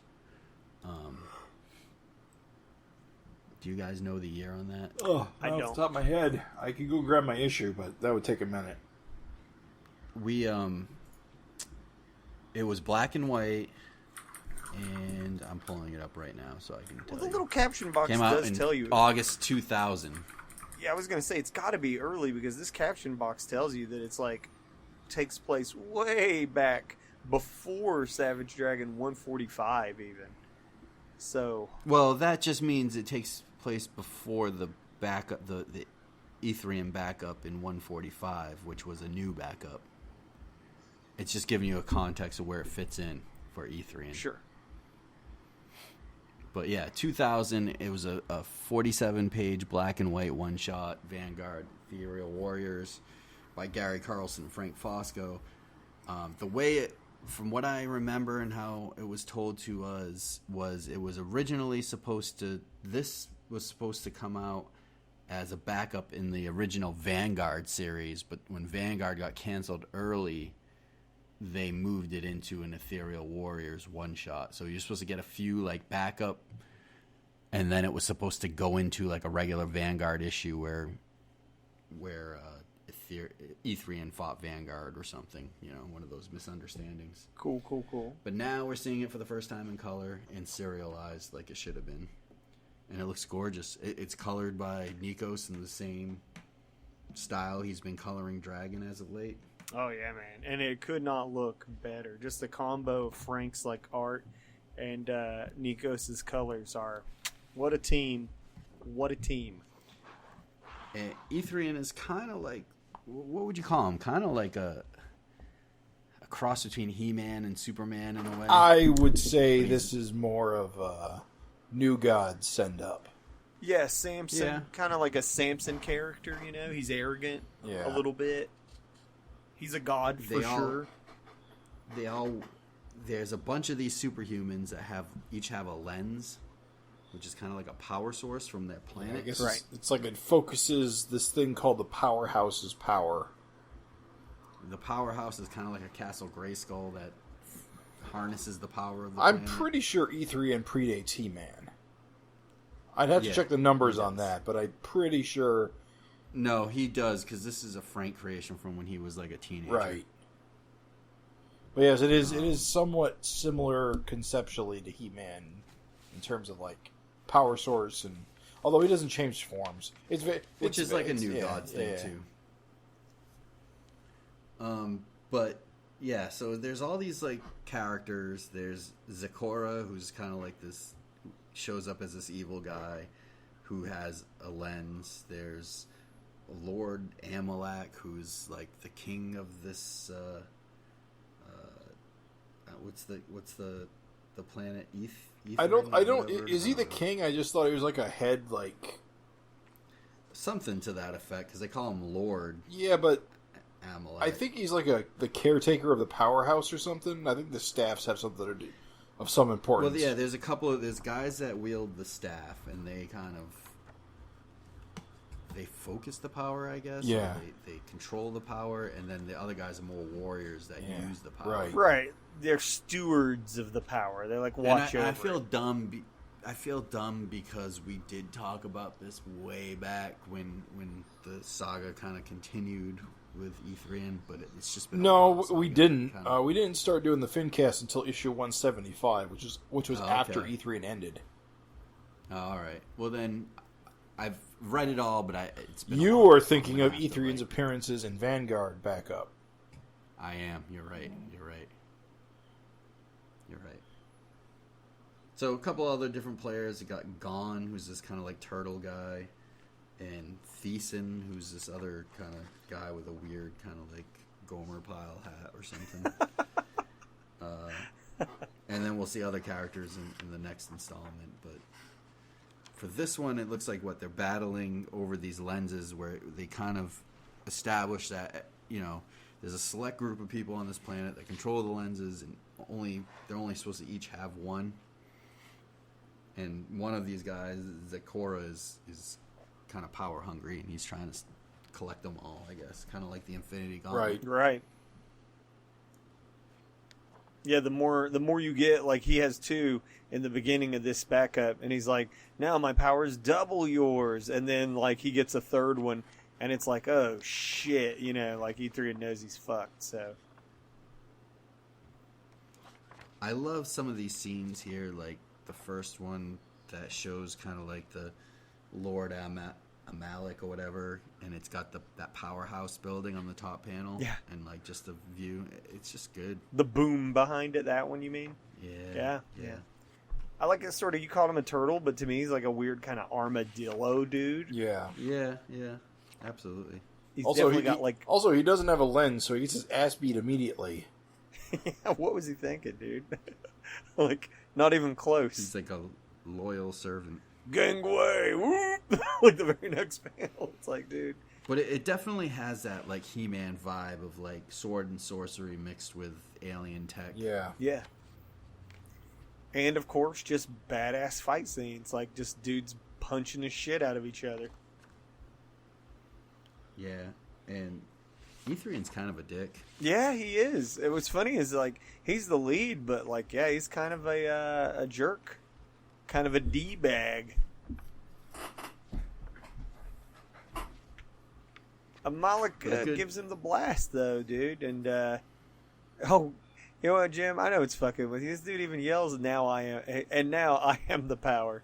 It's like, come on, he even yells it. But when he turns him into Kirby Crackles, because he like banishes him with the. He's trying to, like, banish him with the staff. He's trying to, like, destroy him, but it ends up just sending him to He's Earth. trying to siphon the power out of his lenses, I think. But it doesn't really work the way he thinks it's going to work. And you can see in that panel with the crackle that one lens comes off of his helmet. Yeah. And he leaves it behind. And apparently we will find out where he went in the next... installment. The fourth and final lens is mine. Godhood is at hand. What if he talked that way? What if that was how he talked? That'd be terrific. Amalek, even you cannot stop me now. You serve the power. And now Hey, man. I am the power. Hey, man. It's good, though. I love it. I'm going to give it proper praise. I'm just being silly. I think Powerhouse is cool. I think it's a cool-looking design. I think all of these guys have a distinct and cool visual. I've never heard Frank talk about Mobius, but I feel like our man that is kneeled over Zakora's little glowing remnants there is very Mobius kind of looking. So there's kind of it's more than just That's Thiessen. Thiessen. So Thiessen, I gotta admit, dudes, I am so bad with fantasy names. They gotta have normal ass names for it to stick in my brain. I don't know why. That's Nelson. That's yeah. Thank you, Greg. Greg has leaned over the universe where Joshua got zapped into the different dimension. But like, I'm saying, I need Christian names, damn it. it's cool to me because I feel like, with Frank you see so much Kirby influence, but I feel like in this man, I don't know if he's like intentionally getting some Mobius vibes or a He-Man shit going on or whatever, but I think it's cool, man. I think there's some cool stuff. When Etrian punches him so hard into the wall, and just that panel of him like coming out of there, like his hands like leaning forward to pull himself out, and then he's like got his hand like sort of wiping his mouth, and he's smiling. You'd see the lenses like glowing out of the darkness, and that's good shit, dude. Like, this is really, like, some top-tier work, so he can feel good. I think it's really, like, solid Frank work. I think he stands shoulder to shoulder with anything he's done. Yeah, it's cool to see it in color. And Nico's talking about the color. I'm glad you said that. Nico's absolutely correctly chose to channel some Euro coloring. Like, that Powerhouse panel on the very last page of this backup where it's like, boom, and the whole world trembles. Dude, that panel is like straight out of Heavy Metal. Yeah. Don't you, now we're saying that, don't you get like the Lochnar? Like with Greg leaned over the green glow? Greg, he says. It's good, dude. I love it. Good stuff, yeah. I enjoy long serials that are superheroic. Yeah. And stuff like that. Agreed. And Frank Fosco art's always a plus. I love it. I love this kind of stuff. I like the twisted funnies and stuff that we get too, but I love a serialized, like, 6-7 pager at the end of every issue. It's cool. Do you guys have the print issue on hand? Not yet. Yes. What's on the back cover? Yes. The letters. Oh, okay. I guess it crammed for space. It's strange. It's so crammed in, we didn't get a Funnies, and our letters are on the back cover. It's cool. I'm okay. You know why I'm okay with that? I know it's a weird graphic visual, but it's just kind of a reminder that people write into Savage Dragon. Yeah. And not a lot of people write into a lot of other comics, so... There's still letters on this one about Savage Dragon 247, so there's a lot of backlog. Very cool. Very cool. 251, I think we gave it the appropriate deep dive before we jump into 252. I think we did a really nice little look back at that. What do you say? You guys got any lingering thoughts? Fun to get a full issue with Paul Dragon for the first time. I mean, when we left 251, he was on the last panel. We didn't know what to expect. Would it just be some silly doppelganger, weird, imposter guy? Yeah. And to get a full issue and find out that seems like he's the real deal. Yeah. He was basically in the issue more than Malcolm, I feel like. Yeah. You got to think, Jim, I know you touched on it, but you got to think those guys who are like, we want Dragon back. You got to think they're pretty happy, right? No. No? Paul Dragon. You don't think they're happy? Paul Dragon's not Dragon? No. Not too Dragon enough, I'm afraid. I think they're I think anyone in their right mind should be happy. Yeah. I think it's we keep saying this, but it's the best of both worlds. It's you get Dragon back, but it's not the cop out of the same Dragon, and the visual difference I think is also key. Yes, agreed. I've seen some talk of people like wishing and hoping that the green turd becomes a normal full-size Finn. I'm going to go ahead and put it out there in the universe that I don't want to see that. Yeah, I don't either. I really don't. I thought, this was on, you're talking about, I think there was like a thread on Facebook, and Erik was like, we'll see, or something. He left it at that. He left it open. But, yeah. Again, obviously, whatever. I'm all for floppy turd. Yeah. Get that floppy turd. Get that floppy turd. No comb over. Yeah. I just want the fucking... Creepy comb over Dragon is not... Widow's Peak. Widow's Peak log. Widow's Peak log. nail down the number of segments, keep it consistently Widow's Peak, and you have a distinct visual that is honestly cool. I think it's cool. And I jokingly said this, but I meant it too. You could, for the first time, have a dragon character who could wear hats. And I know that sounds funny, but it's like, dude, dragon in a hat? It would still be difficult to wear a hat with that thing on your head. Not a toboggan. He's just going to wear a 10-gallon hat everywhere. Hello. 10-gallon. I'm Savage Dragon. It's no different than a mohawk. You think guys with mohawks got to wear giant hats? Come on with that silliness. Get out of here. You can't get a fitted hat around that ridge in the back. Everything will be tight. A toboggan? Come on, a toboggan's like a head sock. No way, dude. I just don't buy it. What if he wore toupees? Would you be okay with that? He just put like a afro wig on over top of it. That's a great visual, dude. I'm just saying. I would love that. I would love it. You're insane. I know. You shut your mouth. I know. I'm an idiot. I'm a buffoon. I think we got to get into it, man. Yeah, we got to go. I think we got to do Savage Dragon 252, baby. Gotta go. We got that double header. 252. Absolutely insane. Insanity. Yes, dude. Yes. What did we do to deserve such a gift? Honestly, would you have ever called this shit in a million years? I don't know, because he's done so much wacky shit already, but no, maybe not. It's just... the funny thing about 252 in this Funnies issue is that you got the impression that Erik was happy with COVID, that he was finally getting back on track, and it was going to be like all these issues built up. Uh-huh. And then he goes and pulls this shit on himself and pulls himself back like 2 or 3 months because it takes so long to, I guess, master these art styles and get him to a point where he's comfortable with the way they look, or just even pick and decide what to use. We touched on it in the interview, and I mean, I did a little sample, but here's the artist's scoop.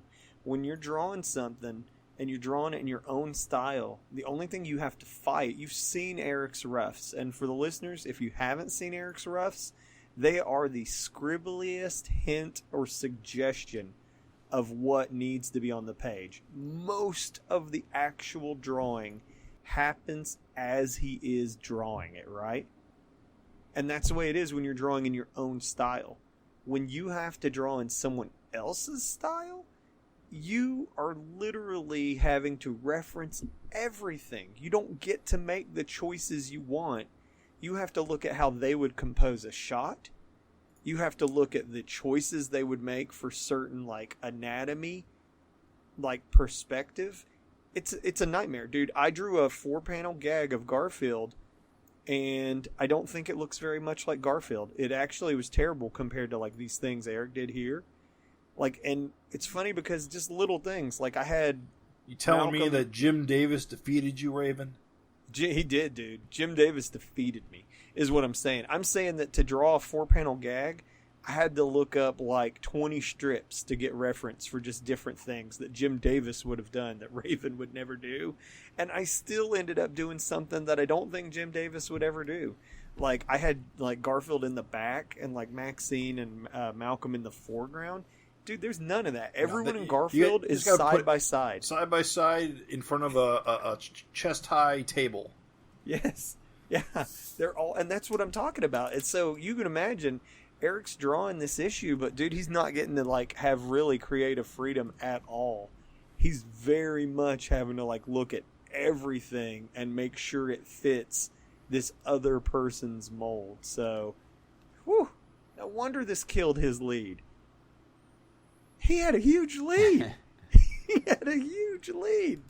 Yikes, is all I'm saying. So we've already talked about the cover, which is a blondie-looking thing. Yep, very much Dagwood trying to make a sandwich. Yeah, I gotta say, Jack has the most Dagwood face of the bunch, I'd say. I like it. I like because the characters are recognizable as both blondie characters and dragon characters. Yeah, absolutely. That's something he excels at this whole issue, actually. Indeed. I think. Like, we'll turn the page to the first page, and That Jack here again has the most Billy-ass Billy face. He does, dude. Dude, they're little round heads with the fin on top. Yeah. That shit is so funny, dude. I gotta say, it's kind of funny he used the Family Circus one for the first page. I guess it makes sense. Right.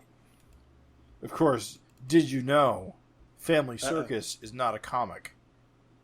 What? Family Circus is not a comic. It is merely a cartoon. You see, Family Circus, a comic, as defined by Here we go. oh fuck, Scott McCloud. A comic has to have two images juxtaposed together. So merely having a single image with text juxtaposed upon it is not a comic. You cannot imagine that Scott Cloud was neglecting Family Circus and Far Side when he made his definition. I actually think he mentions both of them as not being actually comics. Are you shitting me? I gotta double check the book, but I'm pretty sure he mentions it because he acknowledges that it excludes them both. All right, I got a question. They're like, while you're checking that out. Okay, Familiar Circus. So another nice thing that Erik does is he parodies like names, like clever names for the thing. So instead of Family Circus, we have Familiar Circus. What is this? Vaguely similar circus. What is the 5-31? That's a date. It's May 31st. All newspaper strips do this. yeah. Why is it dated that? They always date them like that. That's when it was drawn, I assume. He drew this back in May? Yeah, maybe. Probably the first Yeah. one. No way, dude. I mean, what is this coming out? What year is this? This is coming out in August. I mean, No, September. September. Basically September. June. So. I mean, this may have been his impetus, perhaps, or Yeah, maybe he. Why is that hard to believe, Raven? It's May 31st, so basically a June, and this thing came out in August. September.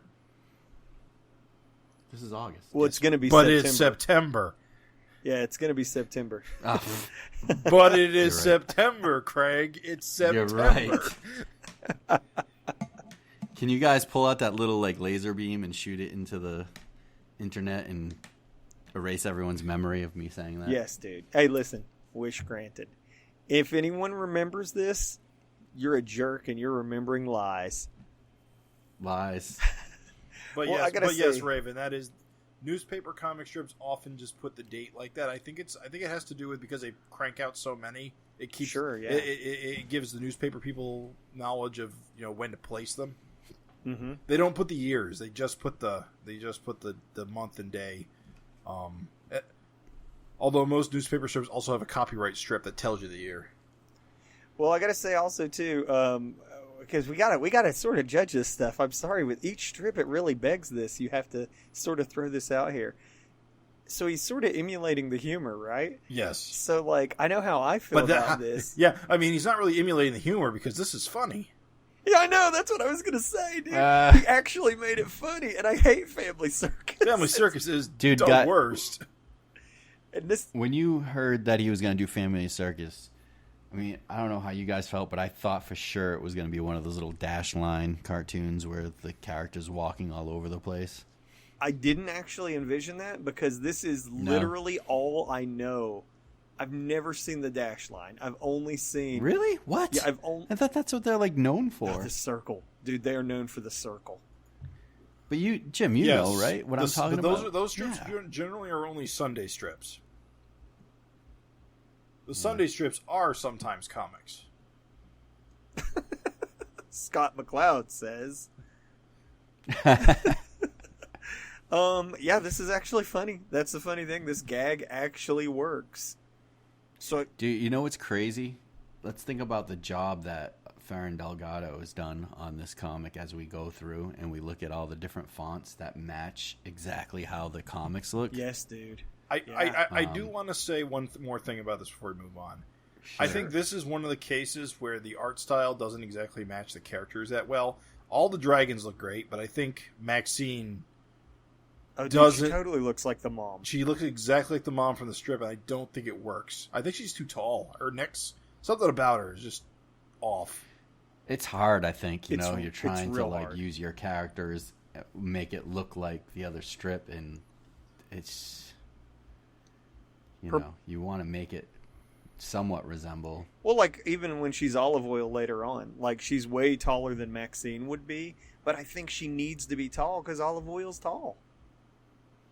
The funny thing is she's not wearing any pants. I know, dude. Isn't that funny? She never wears pants. No bras, no panties. That was on her shirt in the last issue. No bras, no panties.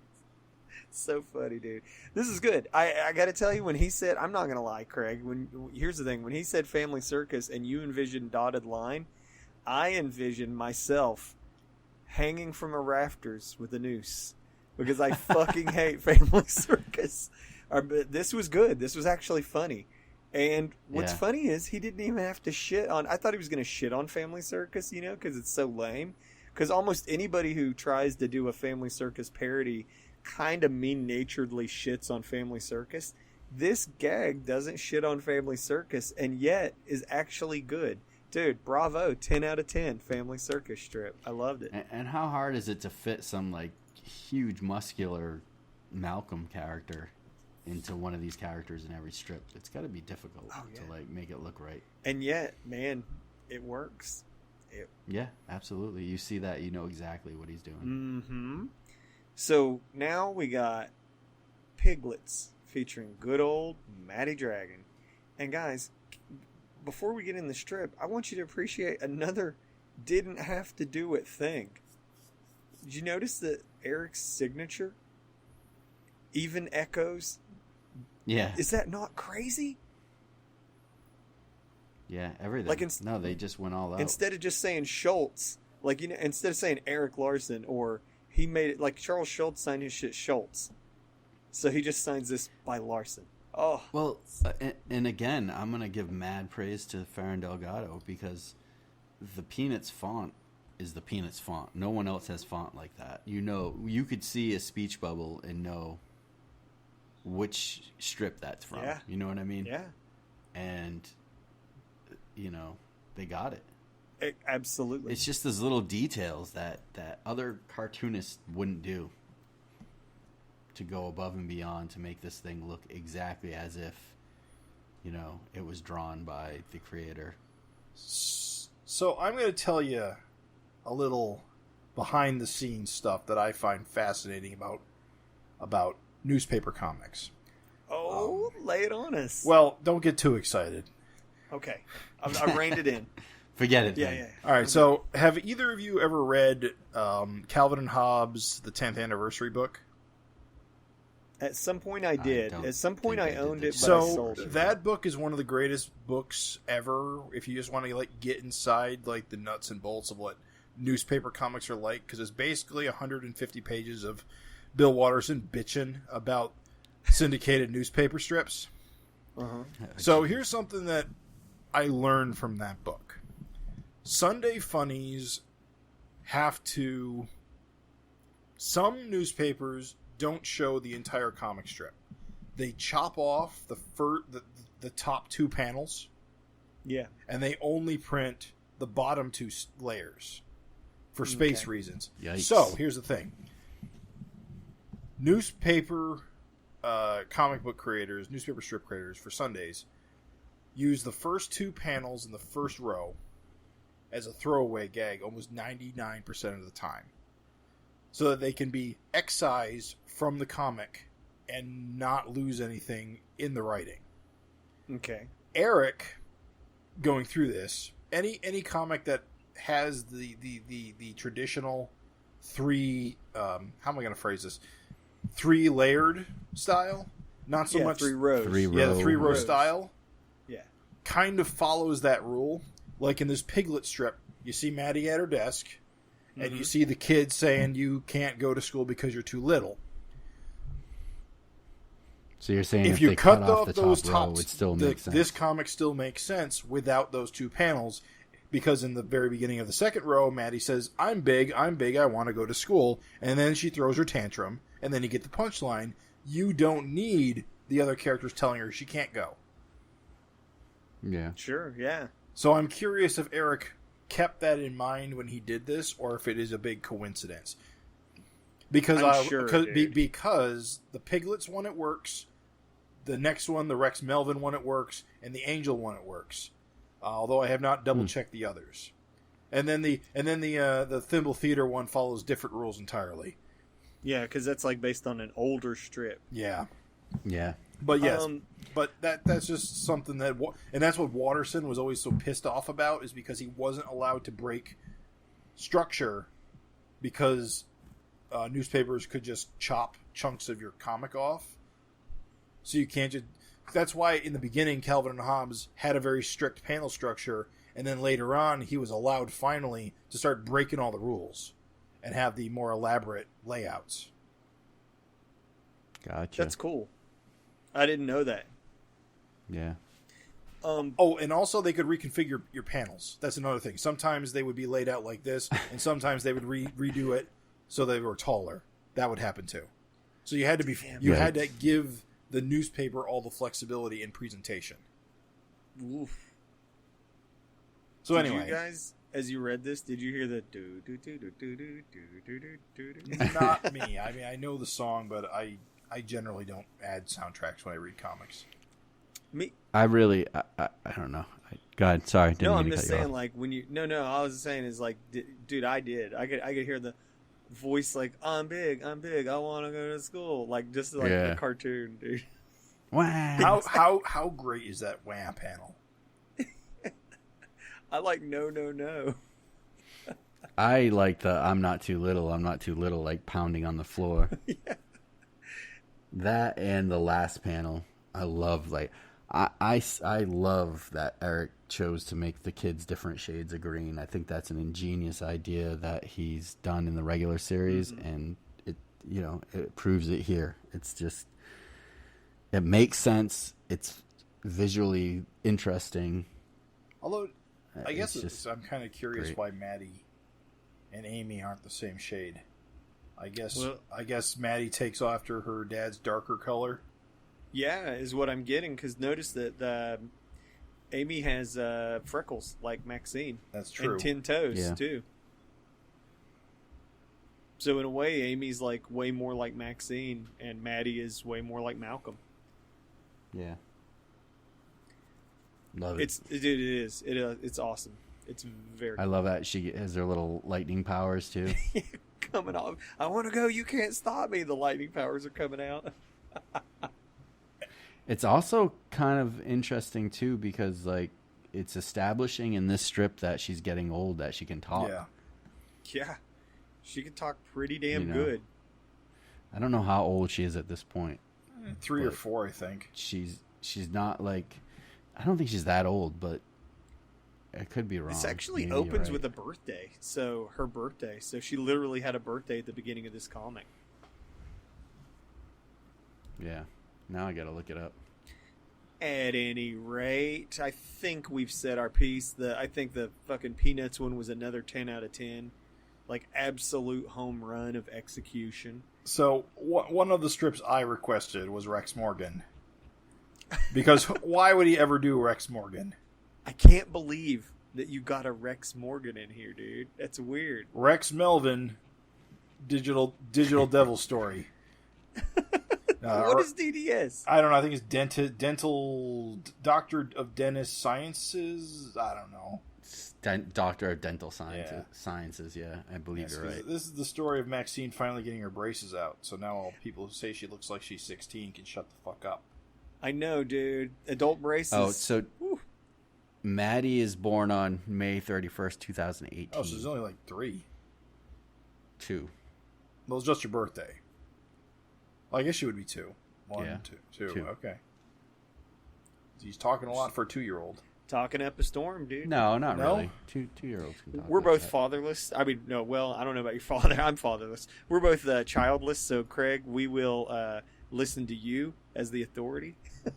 You would definitely know. 2-year-olds can definitely talk like that.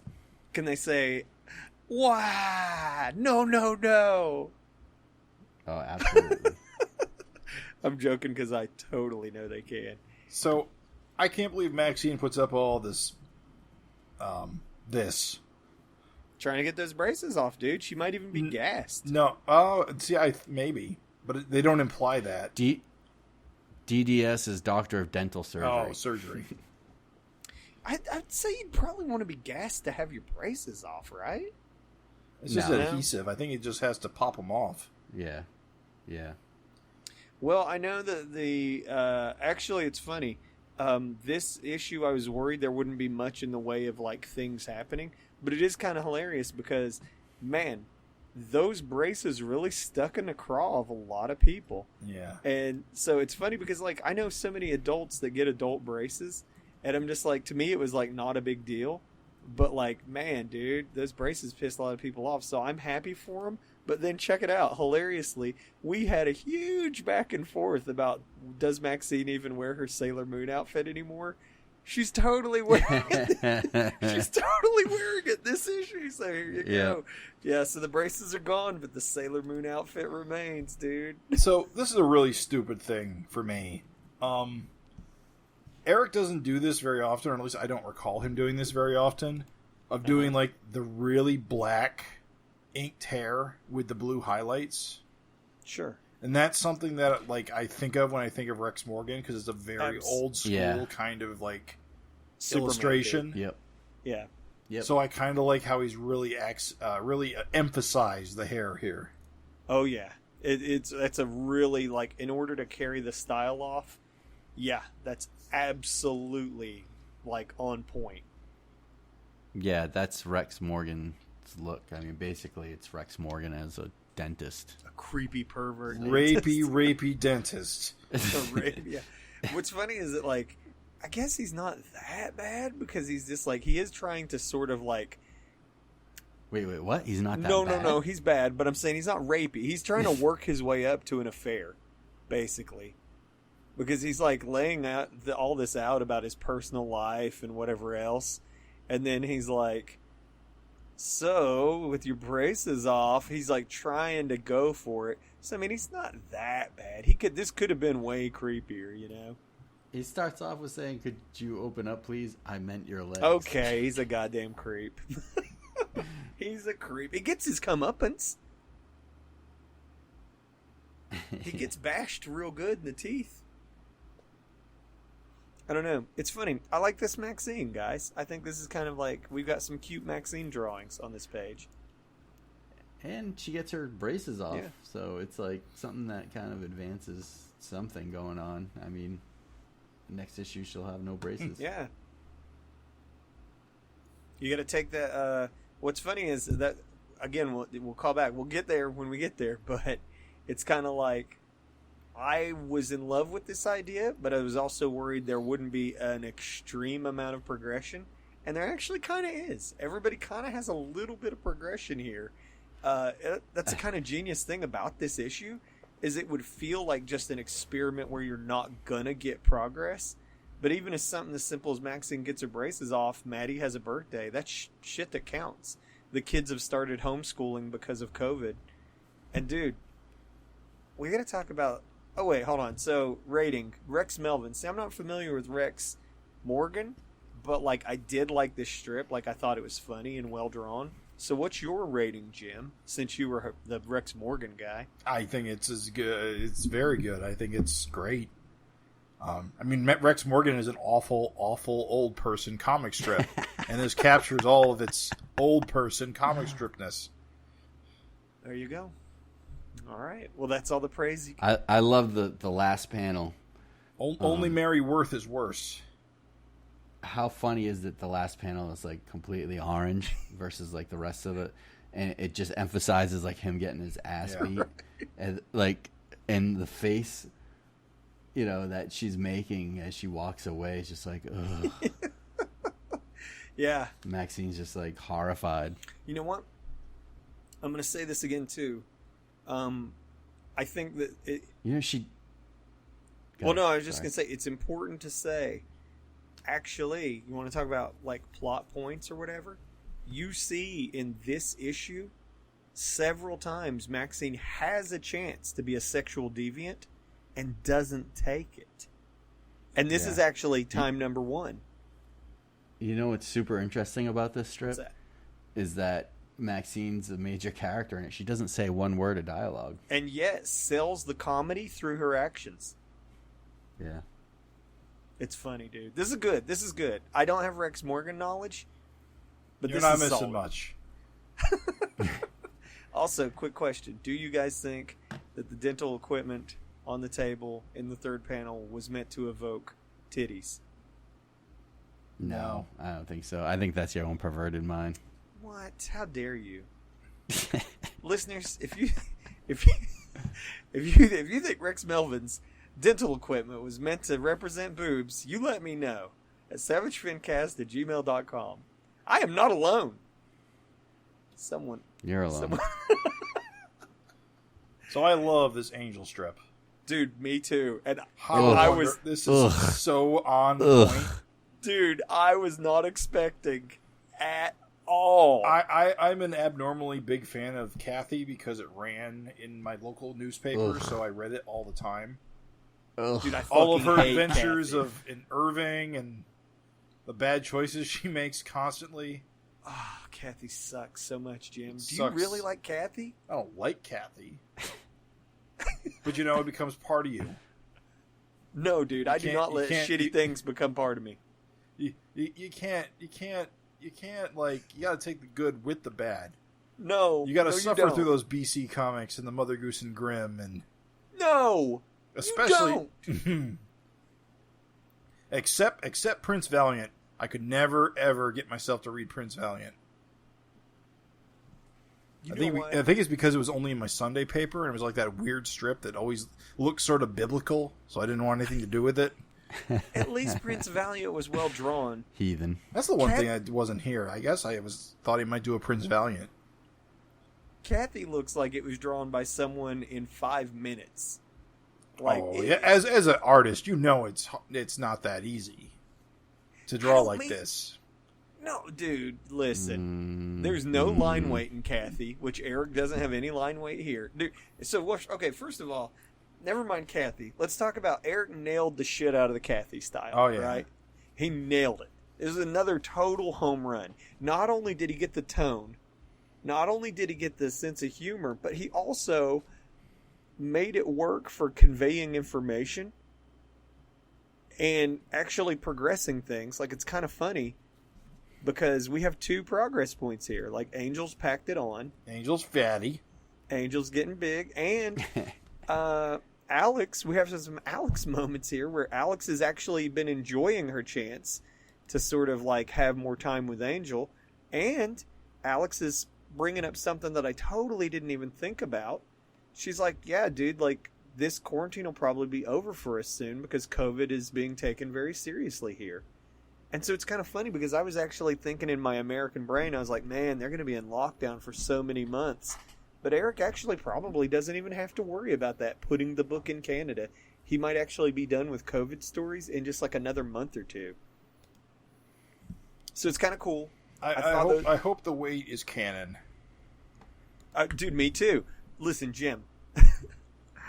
God, You hope what is canon? the wait. I hope she's a little chubbier next time we see her. I think that was So such meat on those bones. That'd be great. Dude, yes, dude. Like, give more body diversity. We were just talking about body diversity in Savage Dragon. If Angel had, like, a tummy and, like, love handles and stuff, yes, dude, go for it. God, I just can't. It hurts for me to look at the strip because it's so shitty Dude, drawn. he nailed it, though. So shittily drawn. He nailed it, though, right? Oh, no, I know. It's just shit. Alex looks so fucking old. Yeah, I think she looks Yeah. like Kathy's mom. Yeah, Which dude. was, I think, the whole point. But yes, she looks ancient. The fucking apple dumpling chin. Oh, Ugh. my goodness, dude.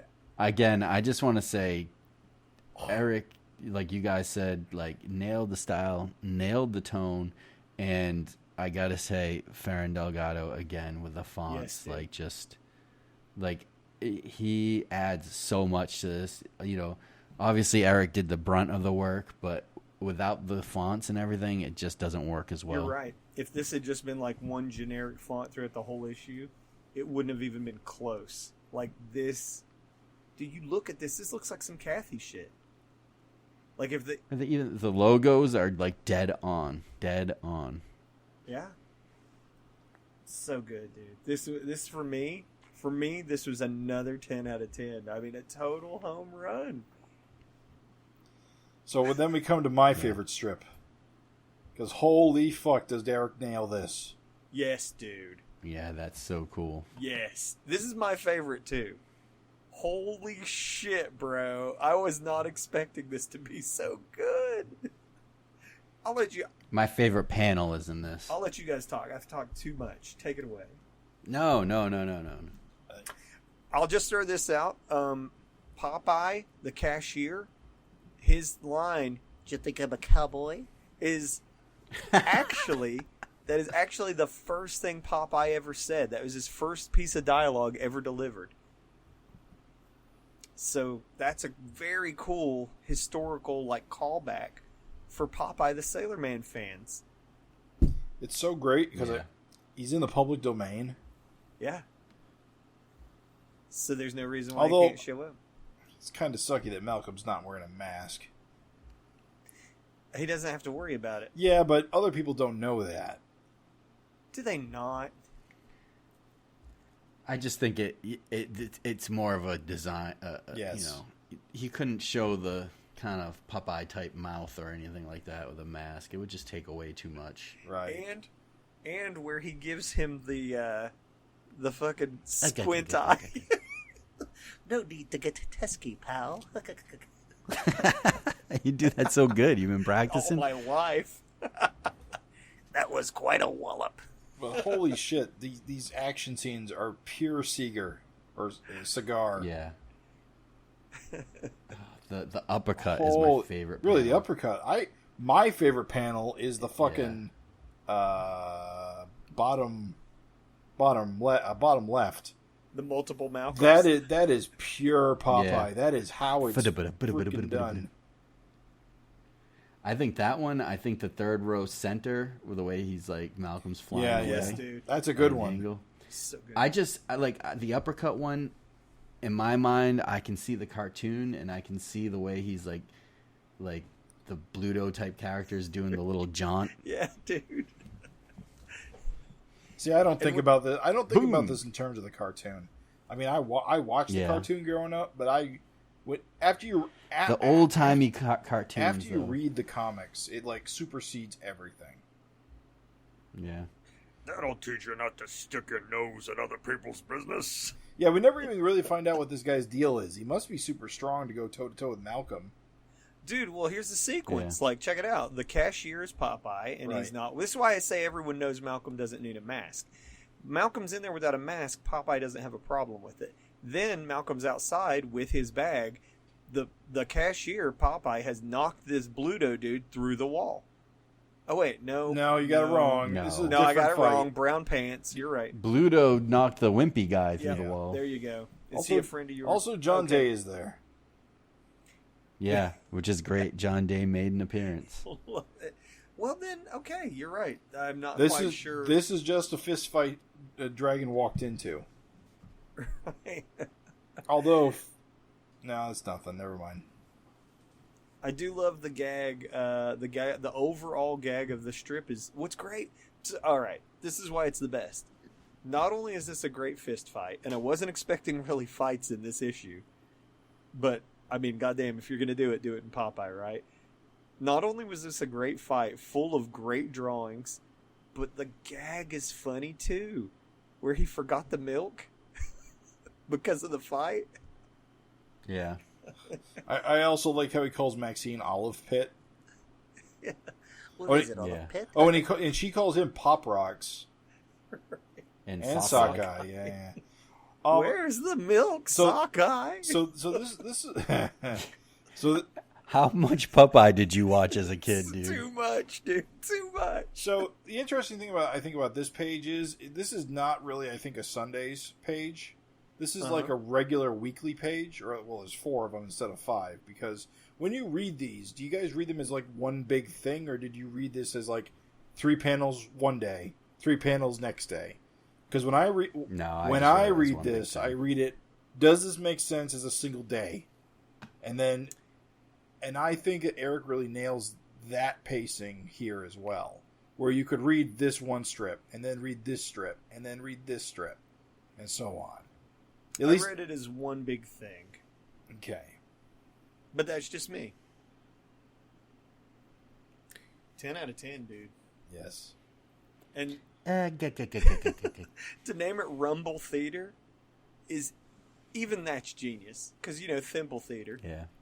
So, man, when the stars align in this issue, the stars align. Dude, even this next one, Doom Bunker? This was my personal favorite. It's good. Because I felt like he nailed it, too. I mean, he nailed all of them. Yeah. But he super nailed this one.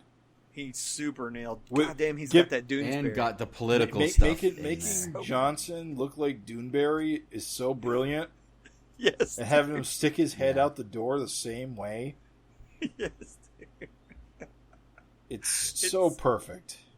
It's so good, dude. Oh, yeah. And again, just everybody in Dewberry does look tired and old. And William and Rita just looking like... The tiredest and oldest. We do get a little bit of development here, too. Apparently, Rita got caught up in that freakout cloud. Yeah. No longer giantess. We get double development. Rita got depowered in Chicago's freakout blanket, but on top of that, Trump's alien ban got overturned. Right, which also explains how Dragon's in Chicago. Right. So that's kind of a surprise. Although it is, that's a huge surprise.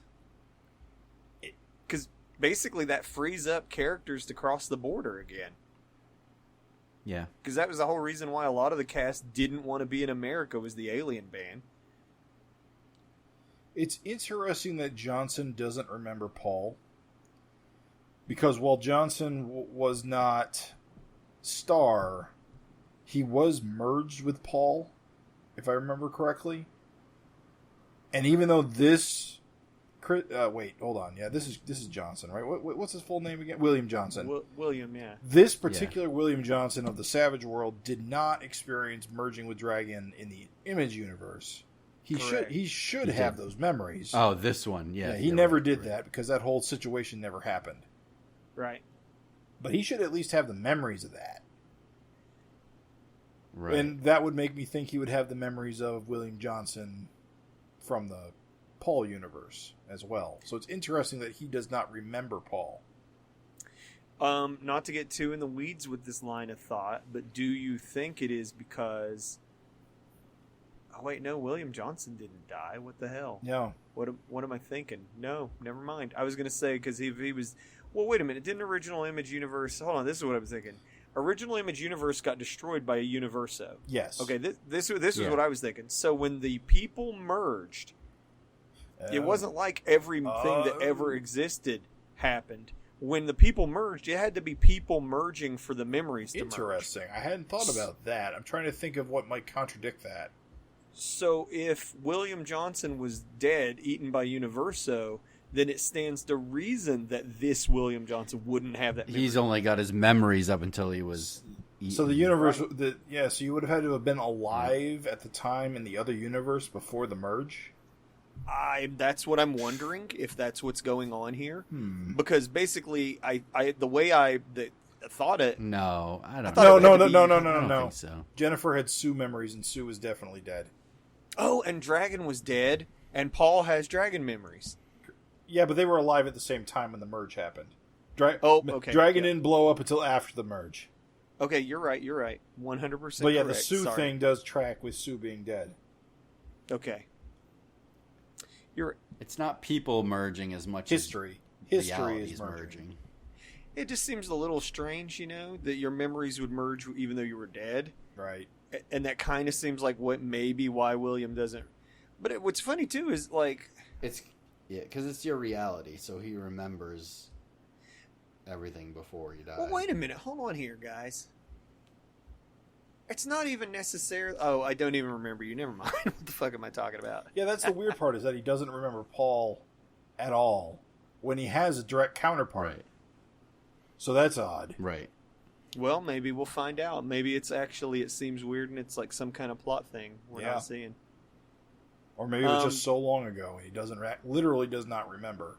Because it could be a background memory thing. Maybe he remembered but then forgot. Yeah, they did say there is actually a line of dialogue that says, I think Malcolm says, some of your memories just fade away. Yeah. Or the memories you didn't live just fade away. Yeah. Yeah, so there is actually a line of dialogue to acknowledge why that line of dialogue could actually explain why William doesn't remember him. I also think when you're merging so many different realities, things just get mixed up. Yeah, Yeah. it's just a mess. There could have been a whole bunch of realities that we don't even hear about. And I'm sure it's also like, is my mind playing tricks on me? Did this actually happen? Or am I thinking it happened? Or it's got to be like crazy confusing. Yeah.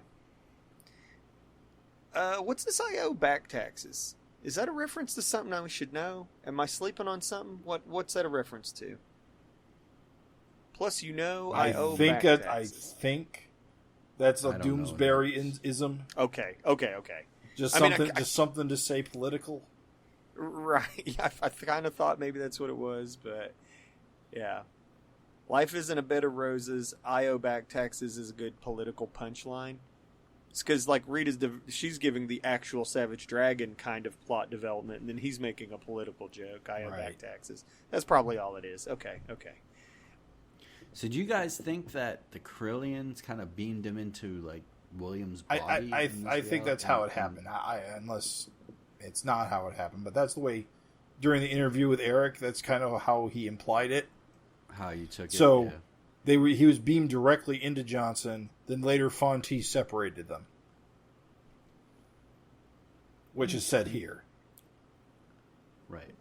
I do want to say, just as a closer on this page, I think that the genius of this, and I'm not going to give away the end because the end is kind of like, whoa, but the genius of this is that the last panel feels like just a Doonesbury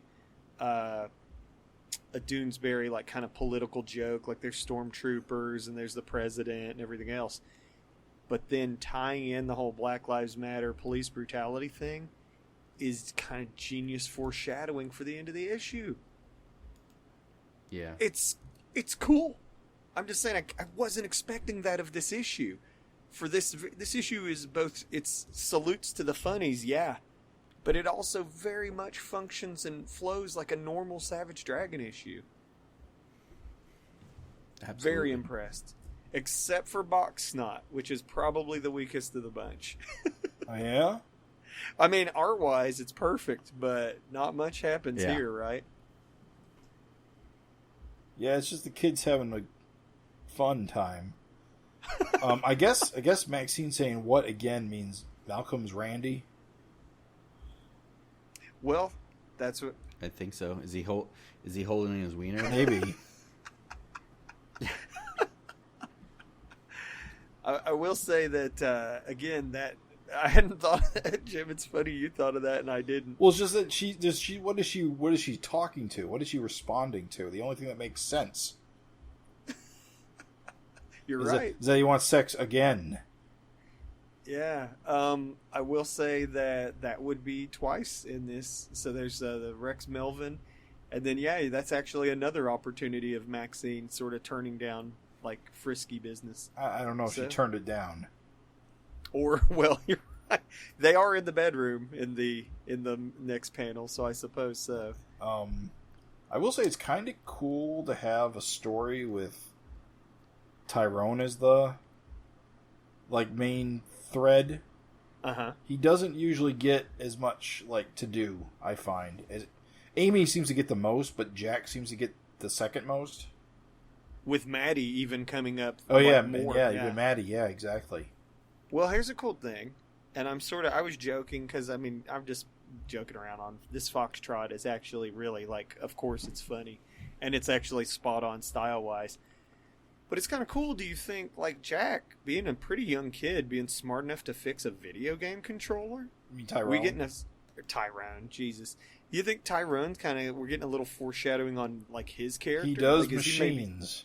Yeah. Is he maybe smarter, Oh, maybe. Like he becomes like the Donatello of these four teenage ninja dragons.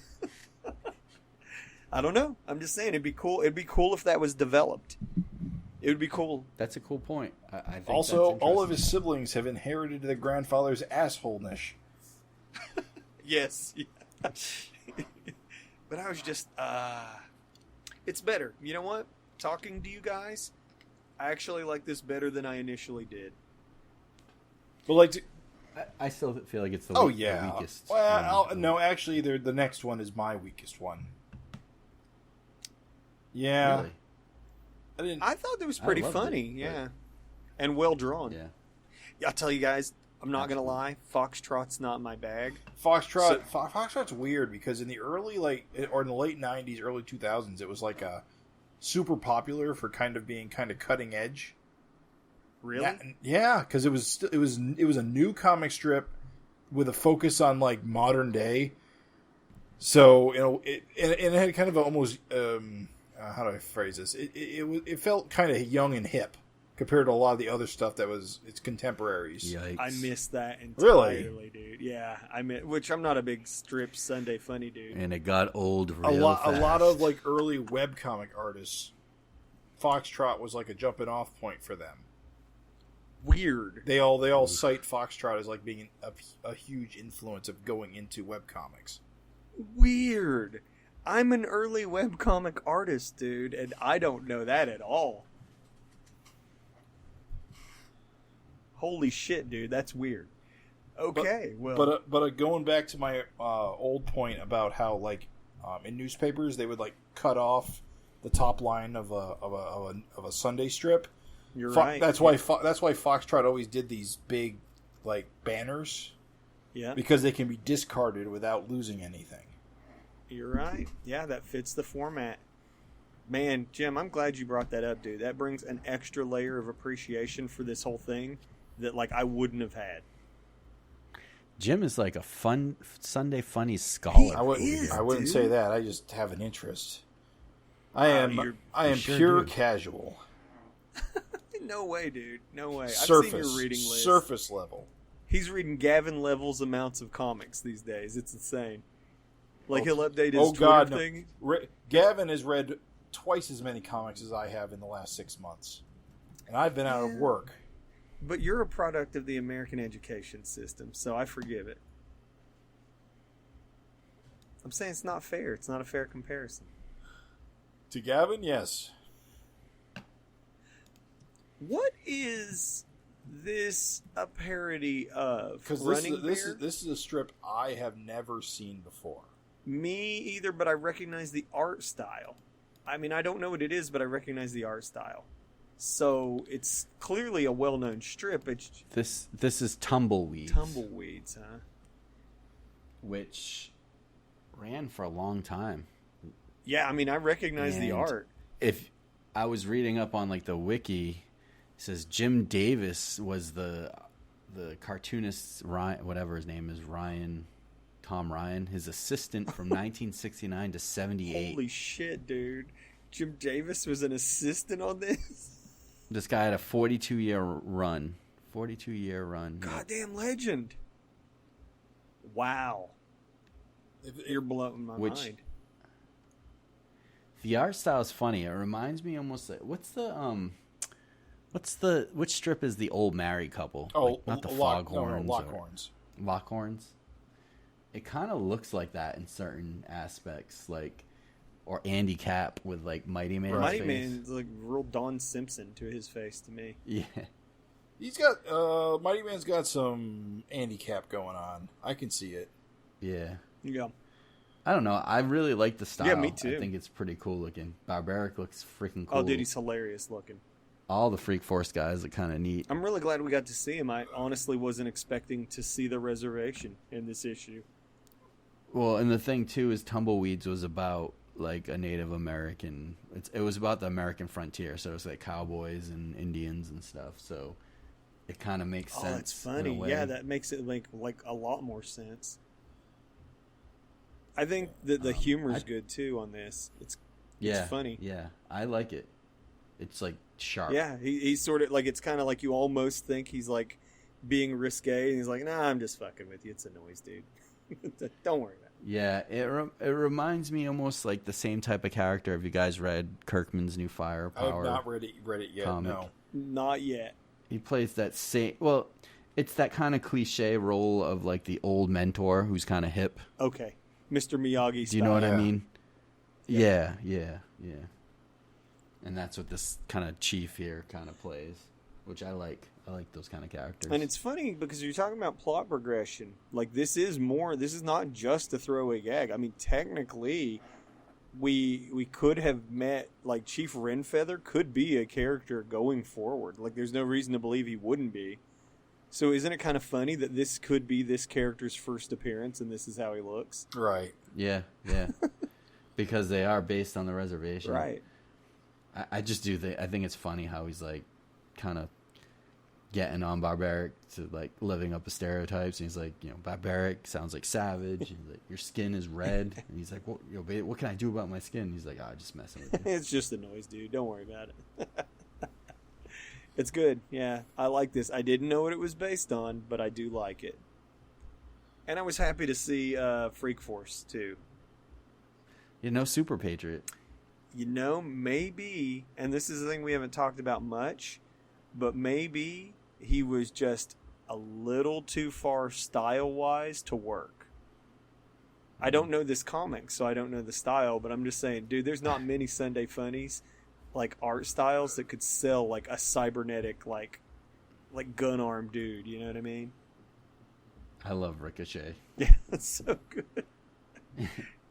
I still can't. I think Barbaric was one of the coolest looking characters in this issue.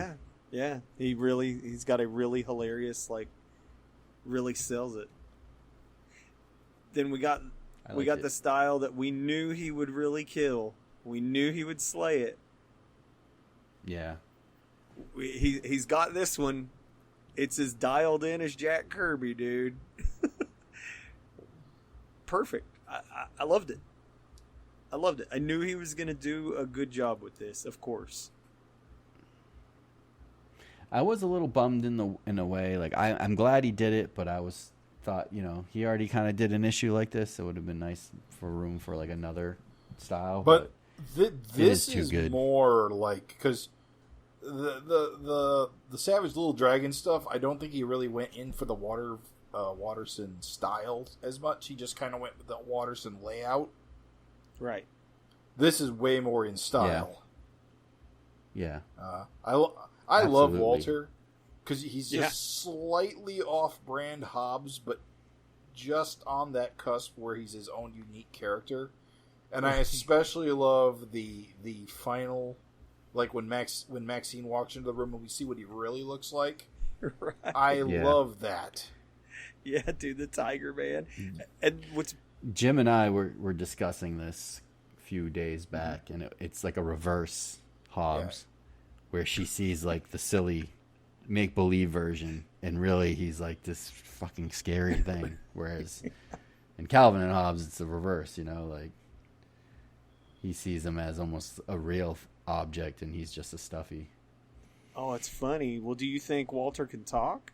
He is a beast man. You can see he's got human hands. Right.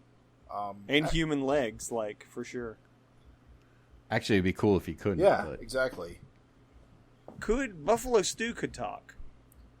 So technically we know Beastmen can. I don't think every Beastman has talked. But Buffalo Stew could talk all the time. So technically we didn't see it here. But like if Walter shows up again, he could totally talk, dude.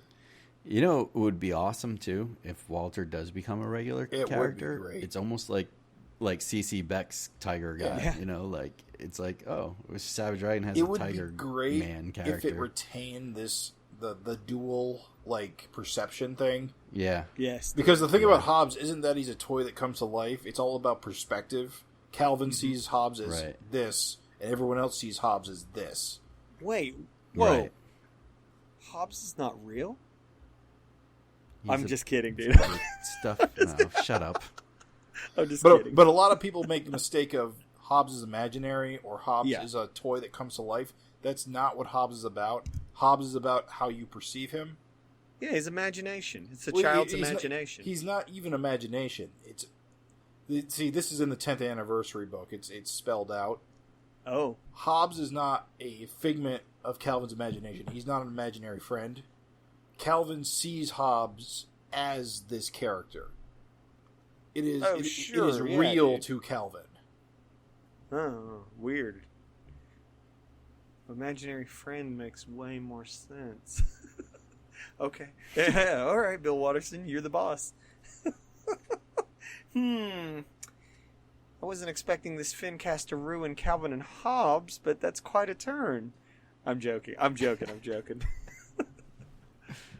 The truth is always told in jest. But one thing about this is it's kind of interesting. It seems like Maddie knows. Wait, no, is this Amy?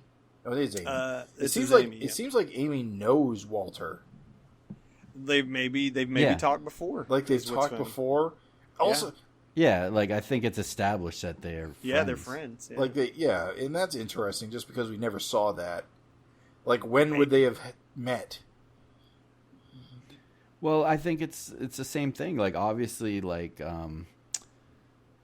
Maxine doesn't know about Right. it, so it's all off panel. Yeah. I mean, they could have met anytime. I mean, think about when they just had. We saw the one adventure they had in the junkyard, and there was like that dog, that humanoid dog guy. You know what? That's Right. good. That's a good point. mean- I guess they did have that whole adventure away from the family. Well, They go and play in the scrapyard because there's the only place they can go without like destroying Yeah. buildings. Oh, and of And course, also- there's a whole running gag here about basically Amy is trying to turn him into Talkie Tawny, right. and he's having none of it. I like that he is worried that the other animal men will shame him. But talking about the Amy knowing him thing, that's also the strip is playing off of your knowledge of Calvin and Hobbes. Right. Like the whole time you're seeing Walter and Amy interacting, you're thinking imaginary friend, and then of course the punchline is, he's not imaginary at all. Like they do know each other, and they have seen each other before, and so it's kind of like you learn with the readers, like you learn with Maxine, the readers learn with Maxine that this is not just some imaginary friend. This is a real tiger. So I will Yeah. say, why are you always up in my grill is kind of an odd thing for her to say. Little kids always say weird. She must have heard it on TV. Yeah. yeah. And didn't Calvin love TV? Kinda. And again, Maxine with no pants on. Yeah. Yeah, no pants Maxine, dude. It is so hilarious. Walter's dialogue about a tawdry wench from that viral video. Yeah. That is so funny, dude. Are you looking to get killed? You trying to get me killed? You looking to get killed? So good, dude. He nailed it. He nailed the dialogue on this. Like, of course he nailed the art. But, dude, this could have been written by Watterson. This is perfect. I wonder if he's seen it. I don't know. He should, damn it. It's worth bringing up. This is the perfect place to bring it up, maybe the only place. There's that theory that, like, maybe he did see Calvin and Hobbes. Maybe Watterson did see Savage Dragon. Yeah. Because after the, like... Oh, right. Yeah. That one Sunday strip. Yeah, Calvin's reading the violent. She's like, turn that TV off and do some reading. And he reads the comic, and the hero guy gets a big hole blown in There's him. a bunch of very overt references that could be like early Savage Dragon issues. Yeah. Well, the guy has a giant fin There's on that his too, head and, too. and it came out the strip came out in like '94, and of course Right. Savage Dragon came out in '92. So the timeline adds up. Yeah. And one of the biggest selling Yeah. comics. Yeah. Million seller. And on top of that, it's so easy to forget, but Savage Dragon was one of the, like, beginning ultra-violent comics. Like, now ultra-violence is everywhere in North America, but, like, man, Savage Dragon was one of the first that was just like, holy shit, dude. He's on a spike, he's in a pool of blood, like, that shit was mind-blowing at the time. So, yeah. He's got to have read it. I don't know if he reads it now, but, dude, he's got to have read it in the past. So we come to Dick Tasty. This is a little heavy-handed. You say heavy-handed, I say not heavy-handed enough. I think he nailed it. I'm going to say, I'll give you the full range and say he struck the right balance. I believe that Frank Jr. would kneel. Yeah, of course. But I think it's... I do too. I don't know. I think it's a little easy to say Frank is one of the quote-unquote good ones. Why? Just because... I mean, obviously he's a good cop. He's a good character. I don't know. It's just... In the current climate, I mean, are there good cops? I mean, here's the thing, yes. dude. Yes, there are. You have to say that there are. However, it's just a complicated situation that good cops are part of a corrupt system. And so, yes, they are implicit when they comply with corrupt things, you know? But at the same time, like, Frank's probably in his... Okay, not to get too personal, but I actually literally know a cop who is a black cop, and he had to... in the real world, and he had to deal with like protesters yelling in his face and stuff, being like, what are you doing, you know, you traitor, you know, you're turning your back on everyone, like, oh, what are you even doing? And it really fucked with him. I'm saying he really had a huge moral struggle. It was really hard for him to deal with that. At the end of the day, he thought he is just doing more good as a cop than he could if he just quit. You know what I'm saying? So it's complex. This is what's... here's the thing. All right. What's nice about this is not only is this one of the most shocking like plot progressions in the whole issue, but to be honest, I just wasn't expecting this issue to have any like hot anything. You know what I mean? I thought this was just going to be a woohoo fun time. Slide whistle. Yeah. But like, goddamn, this one brought it way the fuck down to real life, dude. And Murderous Dick Tracy is quite the character, if I do say so myself. And also Frank's fucking life is in question here. Like, who the fuck knows, right? I mean, did he get brain dead? Like, getting a fucking gun to the back of your head till you're bleeding out of your head is pretty serious, dude. So, and Frank's... Yeah, also, does it mean if you know, if he comes out of this unscathed, does that mean he quits the force? Right. Will he be free to go to Canada? Or will, I mean, honest to goodness, like, ripped from the headlines, like the old man that was bleeding out of his head, he's wheelchair bound. You know what I mean? Yeah. Well, So my I'm big just worry saying- is that he's alive, but he's like got brain damage. Yes, dude. Yeah. And so then that puts Malcolm in a my blood freak out situation, but they don't have that anymore, do they? No. There's no easy out for this unless they can get him help in time, so who knows. But I like the little handheld recording device. Well, that caption. was a common thing because I believe you would see that pointed at as a risk communicator all the time. Yeah, like little contraptions and stuff. yeah, Dick Tracy had the two-way wristwatch, which was hilariously futuristic at the time, and now is like we got FaceTime watches. I think was futuristic for decades. Yeah. I think how am I going to phrase this? This is the weakest in terms of homages. Dick Tracy and the other cop next to him look pretty good, but everybody else just kind of looks like Larsen. I don't know if that's just a challenge of they just having very similar styles ultimately.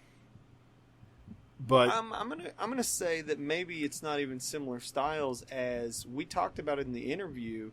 It's possible. I just don't know Dick Tracy, but it's possible that artist didn't provide a lot of samples of like African American characters. very likely. And so when you're confronted with that situation, what do you do? Because it's not going to look on model really at that point. And there's actually twice in this issue. I don't think Maxine is very off model in the Rex, in the dentist story. That's I forgot true. it already. Yeah. I think Maxine is also very Erik Larsen in that. But I she feel also like- looks a lot more quote unquote realistic, which is the style of Rex Morgan. She doesn't do any of the cartoon faces she's known for. She's this is like what she would look like if she was in her like realistic form all the time. Do you think, and we're only supposing, but do you think given the like sort of serious tone here, that maybe he thought it'd be in bad taste? Maybe. Because he doesn't have the line weight, I feel like. Yeah, they're drawn completely different. Like, look at the profile of, like, the Dick Tracy character, and then, like, look at everyone Like, else. Yeah. I just feel like, yeah. When he said he was you're doing right. Dick Tracy, I just kind of assumed he was going to do that whole weird-headed, weird-faced looking guys, because That's Dick Tracy, freak right? faces. Yeah, that was the thing, is you'd have guys with, like, water faucets for noses, and guns for eyes. Flat top and shit like that. Flat top. Yeah, everyone knows him. Yeah, you ever see that movie? The Disney movie? Warren Beatty. Yeah, when I was young, that movie was like the biggest thing when Fuck that yeah, came dude. out. Like they were That- trading I was- cards. I It was like watched- so I much watched excitement. that back at the beginning of COVID here. That is a really bad The- movie, but it is a perfect Yeah. movie. It's really well shot. I haven't seen it since I It first is saw it, so I don't know. cartoon come to life. That Yeah, the doesn't make colors- it a Yeah. good movie. They did the colors, the primary type colors on Yep, purpose. The use of color in that is I incredible. would compare it to the Popeye movie in the similar vein, where it's not a good movie. Yeah. Well, that's kind of like the style of a lot of like those comic strip movies too, where there was like so like 80s and 90s. It was like, we're gonna try to make this look like a comic strip come to life, and we got to make the colors look like Yeah. this. And It was a weird time when they were doing stuff like the Shadow and the Phantom and Yeah. Dick Tracy Yeah. and It's really weird because, like, I know we were just talking. It was so funny. I was just talking. It's weird. There's weird serendipity to everything. Like, my roommate just watched Dick Tracy, and Oh, yeah. like he was talking about like the colors and everything. And I was talking to him about it. I said I feel like before CGI, like when they had to lean into like performances and sets and costumes a whole lot more to sell Yeah. a film, it was kind of like closer to theater than it is now. yeah, And so you could see almost like the mindset where it's like, oh, this is a comic, well, big flat primary colors and, shit like that. So it's kind of... but I also feel like some of that stuff holds on, but like it stands a test of time better than like in terms of sets and stuff like that versus CGI. Oh, yeah, sure. Well, that's the thing is, like Jim just said, he watched it and it was a bad movie, but it looked good. Yeah. it was bloated, too long. Some plot lines were goofy. Madonna starred in it. That human rubber mask she wears. Yeah, dude. She was Breathless Mahoney, but who was the character? Blank Face? Or, Yes, blank face. She was blank face. or whoever. You know what I mean? I don't know, dude. It's this strip here to me worked. Yes. I was very shocked. I wasn't expecting this. I wasn't prepared for it at all. Didn't he also say his kid came up with the name? Dick Tasty? I think so. I think it was I this don't know. one. I don't remember that. That is about as good as you could do as a parody. I mean, what else would you do, right? Unless it was Box Snot. Those are both good Box- names. Yeah. I also think the little Crime Swappers textbook. Yeah. It's like, yeah, he really. What's funny is he leans into that crooked cop thing and this whole thing. And that Crime Swapper text box is straight out of Dick Tracy. He would do those. You would get those in the Sunday spreads all the time. Again, another one of those easily discarded chunks. I bet you, I'm just guessing, but I bet you this pisses off so many people. Oh, sure. I can. This sometimes Eric does something and it's gonna fucking flip people the fuck out. I bet this makes people so goddamn. Oh, it's gonna. Who's gonna flip out? Yeah, like, dude, of course. But here's the thing: is it's more even-handed than you think because Frank is a good cop, clearly. Like, so it's not saying like this strip even acknowledges like there's good cops, but like you got fucking crooked Yeah. cops, ingenious to give the Dick Tracy character like the bald Yeah. hair just to separate. Also to make him a fascist. Yeah. Yeah. There's never a superhero around when you need one, is there? So evil, dude. He's such a prick. Yikes. And then we get a Blondie strip for the final page. And Maxine turning down a chance to be saucy one more time. I'm telling you, dude. 3. You're trying to make this into a thing. It's not a thing. It is a Raven. thing. It totally is a thing, dude. It totally is a thing. I'm just saying. Because Malcolm goes up and has a sexy time with strippers as a stripper, and he comes downstairs and she's like, "Go to sleep." That is true, though. It is weird of Maxine because she would be the one to be jumping in the middle of it, and she's not. That's out of character. That is true. Just saying. I mean, like, since when would she turn that down? interpret it how you will, my dudes. You never know. Quarantine could be doing it. Who knows? And again, Malcolm looks like a great Dagwood stand-in, facial-wise. Right. Not so much body type, but what you gonna do? But Maxine doesn't. Maxine doesn't seem as Blondie-esque. In fact, there's a Blondie at the party.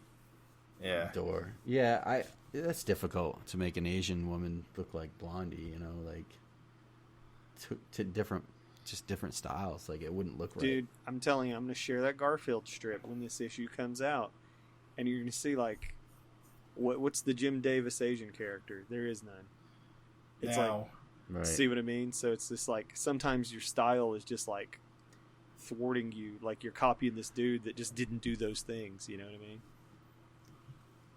So you got to try to find a body and hair and just do your own face or something. Yeah. Maybe match lips or something. Like in that very first panel and that second panel, his lips are like very blondie.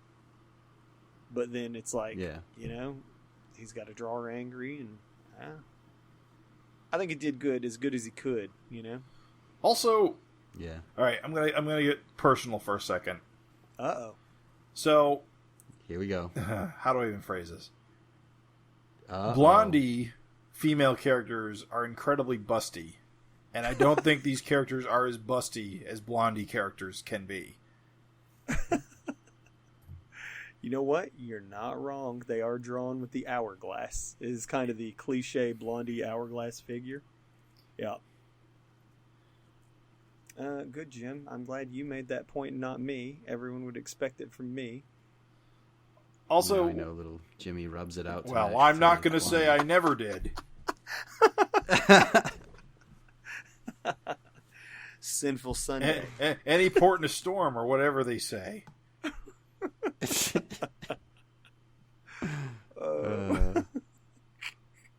Classic, dude. It's perfect. I think Angry Malcolm is a great panel, both in the bam bam bam and the yelling at the upstairs. Like, those are just really solid. I like the panel when he's getting tugged on by the ear. Boink. Just as the body motion. Now I'm awake and engorged. Engorged? Go to sleep, pork. Yuck. What are you talking about, Malcolm? What orifice on you is engorged? His penis. State Fair zucchini. So good, dude. It's funny. I love it. This was good for me. Yeah, I think this was good too. My weakest link was Box Snot, but it was still good. Especially after we talked it over, I liked it more. My least favorite probably was the same. Yeah. I hate Kathy's style, but it was a good. I'm going to stick with Running Bear as my least favorite. I think it has some good artistry. I just don't think it's very good. Really? I can't believe that. That's like one of my favorites. It's crazy. I love it. I definitely would like more. Wouldn't it be great if he dedicated 2 pages to Funnies every issue? I mean, look. Or we got some rejects that were used. I'd love some rejects, Craig. Dude, I would fucking because he went. Well, he said in the interview that he went through a ton. And I would love some rejects just to see some of the just to maybe see some of those sketches. Maybe that would be a great sketchbook backup filler. Yes, dude. Yeah, dude. I thought for sure we were gonna get a Thor Hagar based on 250s ish. Maybe that would have worked. That would have worked. That would have really worked. Or Hagar, however you say it. Close enough. Sammy Hagar the Horrible. Yes. I knew that's what you were doing, dude. Oh, it's good. I would welcome another one of these. As hard as it was for him, I bet he's done forever. Yeah. But I would welcome another one of these in a heartbeat. And I think there's other stuff he could do too. But yeah, holy shit balls, mommy. What a great issue. Yeah, what a great treat. And I will say that I love, oh boy, so funny. But, we fight this fight on Savage Dragon as Savage Dragon fans. The whole is Savage Dragon porn now fight all the time. Constantly it comes up. And I love that I scroll down the comics. I just like to hurt myself, Johnny Cash style, to see if I feel the pain. I scrolled down the comics on the fucking preview on CBR or one of those websites or whatever, and somebody was like, this was their reaction to seeing the preview pages of this. They said, wow. They said, this looks incredible. They said, I had heard Savage Dragon was porn a few years back, but I guess he's moved away from that. Now, whatever you feel, one way or the other, it's not important to this moment.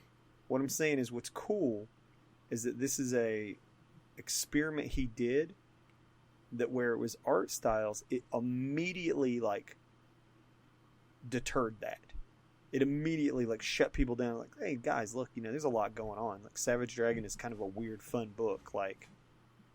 So I don't know. I'm just saying, bravo, this fucking experiment. I think it's gonna turn heads. I think it's gonna really kind of fuck with the notions that a lot of people have, the misconceptions a lot of people have about Savage Dragon. I think this is going to be a really strong issue to just help the book. You know what I mean? Yeah. Yeah, that and it advances the story. It's still fun. He poured his heart into it, and it shows. Yeah. It had to be so difficult. Oh, Lord, dude. Again, imagine you're drawing a page normally. You can knock out 1.5 a day. I think he said he can do 2 a day if he has to, or something, 2.5 or something crazy. But if you're doing this, you got to reference every panel. And you've got to be funny in a tone that matches the strip. Right. Yeah. Matching art styles, funny, matching writing style, oof. Very impressive. I'll be interested to see what kind of reviews it gets. Oh yeah. Cannot wait, dude. Jim, you got any lingering thoughts? You've been silent for a second. No, I got nothing else. I'm spent. Huh? Well, we still got a little bit to chew on because our friend. I got one stupid thought. Oh, lay it on us. I love stupid thoughts. I think the Maxine strip should have been called Maxie. Oh, you know what I'm so glad you said that. All right, so check it out. I don't love piglets as a name. No, okay. What would you guys have called it? Ooh. I was thinking wee nuts.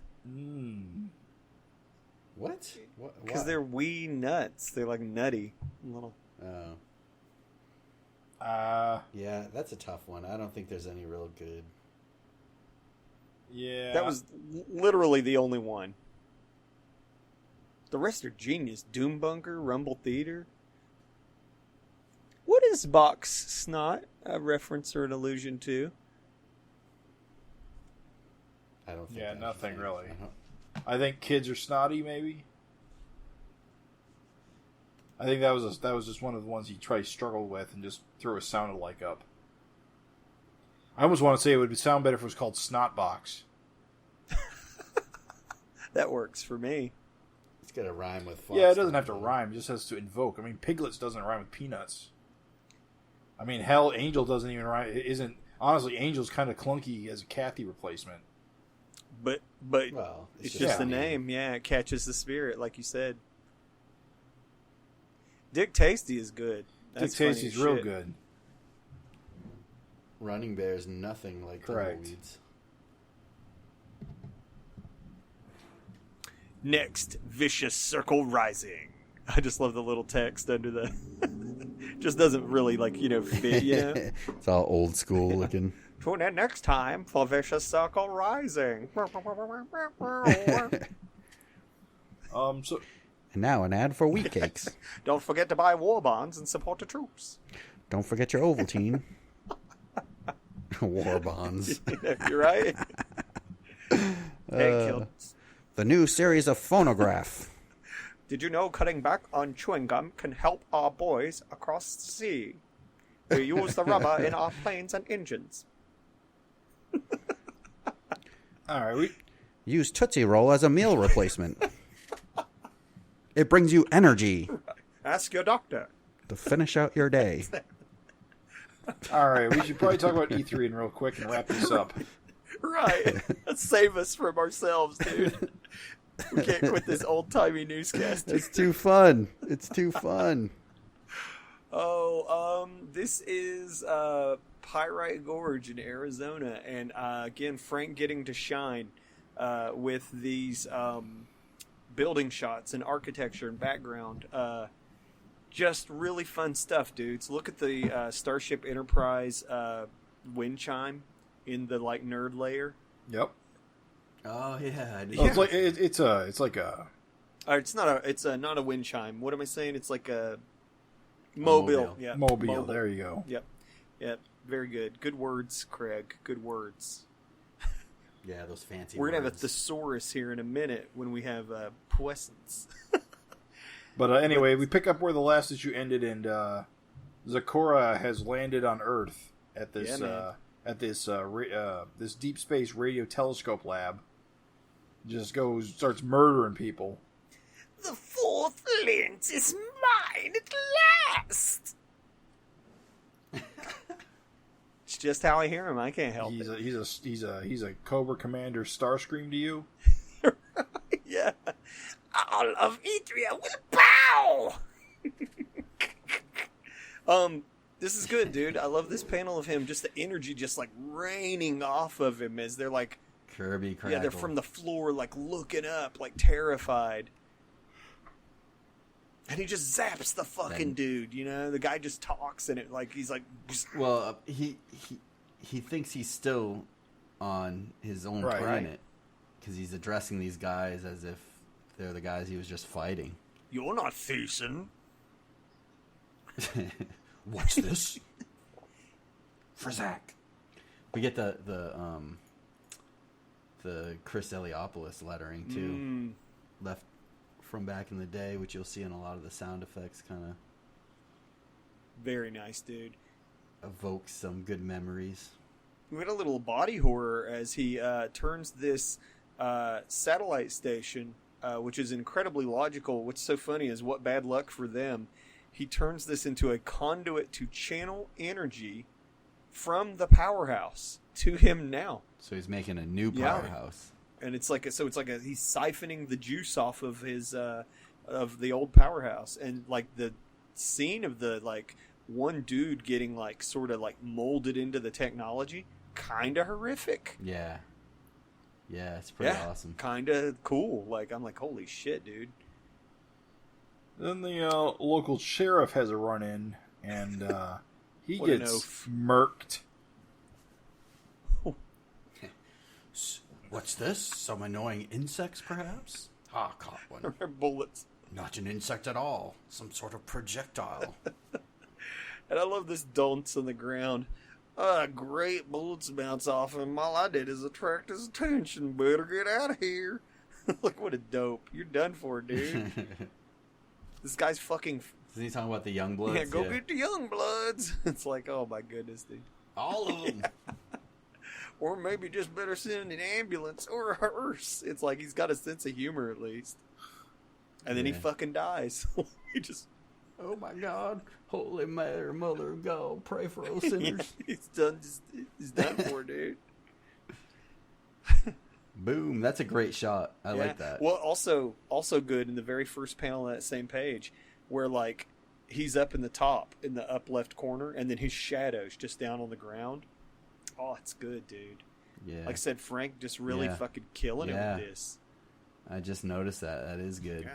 Really, really good. I do enjoy. You can see you can feel that Jeep just spinning out. You know what I mean? Just doing just whipping around. Trying to haul balls out. The Jeep looks great. Yeah, man. He just should have did a hit or something, dude. Dope. Meanwhile, back at the powerhouse of the planet Ethra. Ethereum, the sulky He superhero. sulks the best of them. Look at him in the dark soul. You know what's... Okay, so I misread this. Okay, so you see how you see him in the first panel in the background of the darkness sulking? Right. I didn't really notice him there initially, so I only saw him here at the bottom of the page. So it looks like he's like crouched under a desk, sulking in a cubby. He's really taking it hard. Screw you guys. Who destroyed it all? It's funny when you say that now. It does look like he's under some like fancy desk. I think that's a really good drawing in the middle panel of Amalak, just the way Frank like had the cross hatching define the edge of his face. Yeah, very good stuff, dude. I like even the top panel with the Gone character kind of like working the computer and stuff like that. Just good stuff. Yeah, man. I think the colors are awesome. Like the blue, like the top panel, like the blue thing crackling, and then like the reds in the background coming from something out in the back there. There's like a lot of weird like tech and weird shapes, like circular shapes behind the staff. That just kind of real eye catching and neat. I enjoy it. Yeah, very well done. And we're kind of learning a little bit more about the roles of these different guys. So, you know, this Krell guy that's got his little staff. Kind of weird that they go off so weakling. half cocked with a really rookie staff guy. It like clearly E3 has no respect for him. No. Yeah, he's a dick to him. He's like, you're not even going to be worth anything. He's like, well, without him, you might not get home. And he's like, oh shit. Bah, I need no help. This is a job for one who wields the power, not one who tends it. Let's go, little keeper. So insulting, dude. So, yeah, we just, E3's a dick. But he heads through the portal to try and track our boy down. And I love the panel where, like, the guys, like, you got that Lord Amalak guy in the front with the cool, like, Kirby tech thingy in front of him with the weird angles. And then you've got all, like, the shadowy guys. But you still see their costumes and stuff. It's just, that's cool. Frank's very good at that. Very Miller-esque type stuff. Very, we see a lot of that in the TMNT. Good use of silhouette. Yep. Excellent. And it's really cool on the tech, too. Because it's like he's not really laboring to draw a bunch of technology. It's just like black shadows, but it just really creates like that looks like a complex piece of equipment. And again, where like colors can really change something from what it would look like in black and white, where, you know, in the middle of that middle panel where it's all kind of washed out blue, it just gives you a sense of kind of just explosion or just super bright, you know, lights. Gotta get them lenses, dog. Gotta get them lenses. It's good stuff. We got a good cover from this that we didn't get with Ethereal Warriors. Yeah, I think this is new. You know. This is probably new. I'm not sure. You know, I think it might have been something in Megaton that was recolored, but I'm not sure. Right. It's a good one anyway. You got E3 and just blasting on down from the powerhouse with all these little like comrades there on the side. It's cool, man. This is a backup that's delivering. Yeah. For sure. And that brings us to the end of our adventure. It was a fun one though, guys. I gotta say, I loved it. The 251, 252 Puissance was quite nice. Yeah, these are great issues. Great backups. Fun experiments. Return of Paul Dragon. Good time to be a Dragon fan. Absolutely, dude. Absolutely. No better. Like, hot off the heels of 250. It's so funny, like, 250, like, he went all out, and, like, I think, kind of like with, like, any other comic, like, they'd, like, maybe coast a little, you know? There'd be, nope. We got, like, just Paul coming back and fighting, and then we got this experiment issue. Just, goddamn, this is a book that never slows down, dude.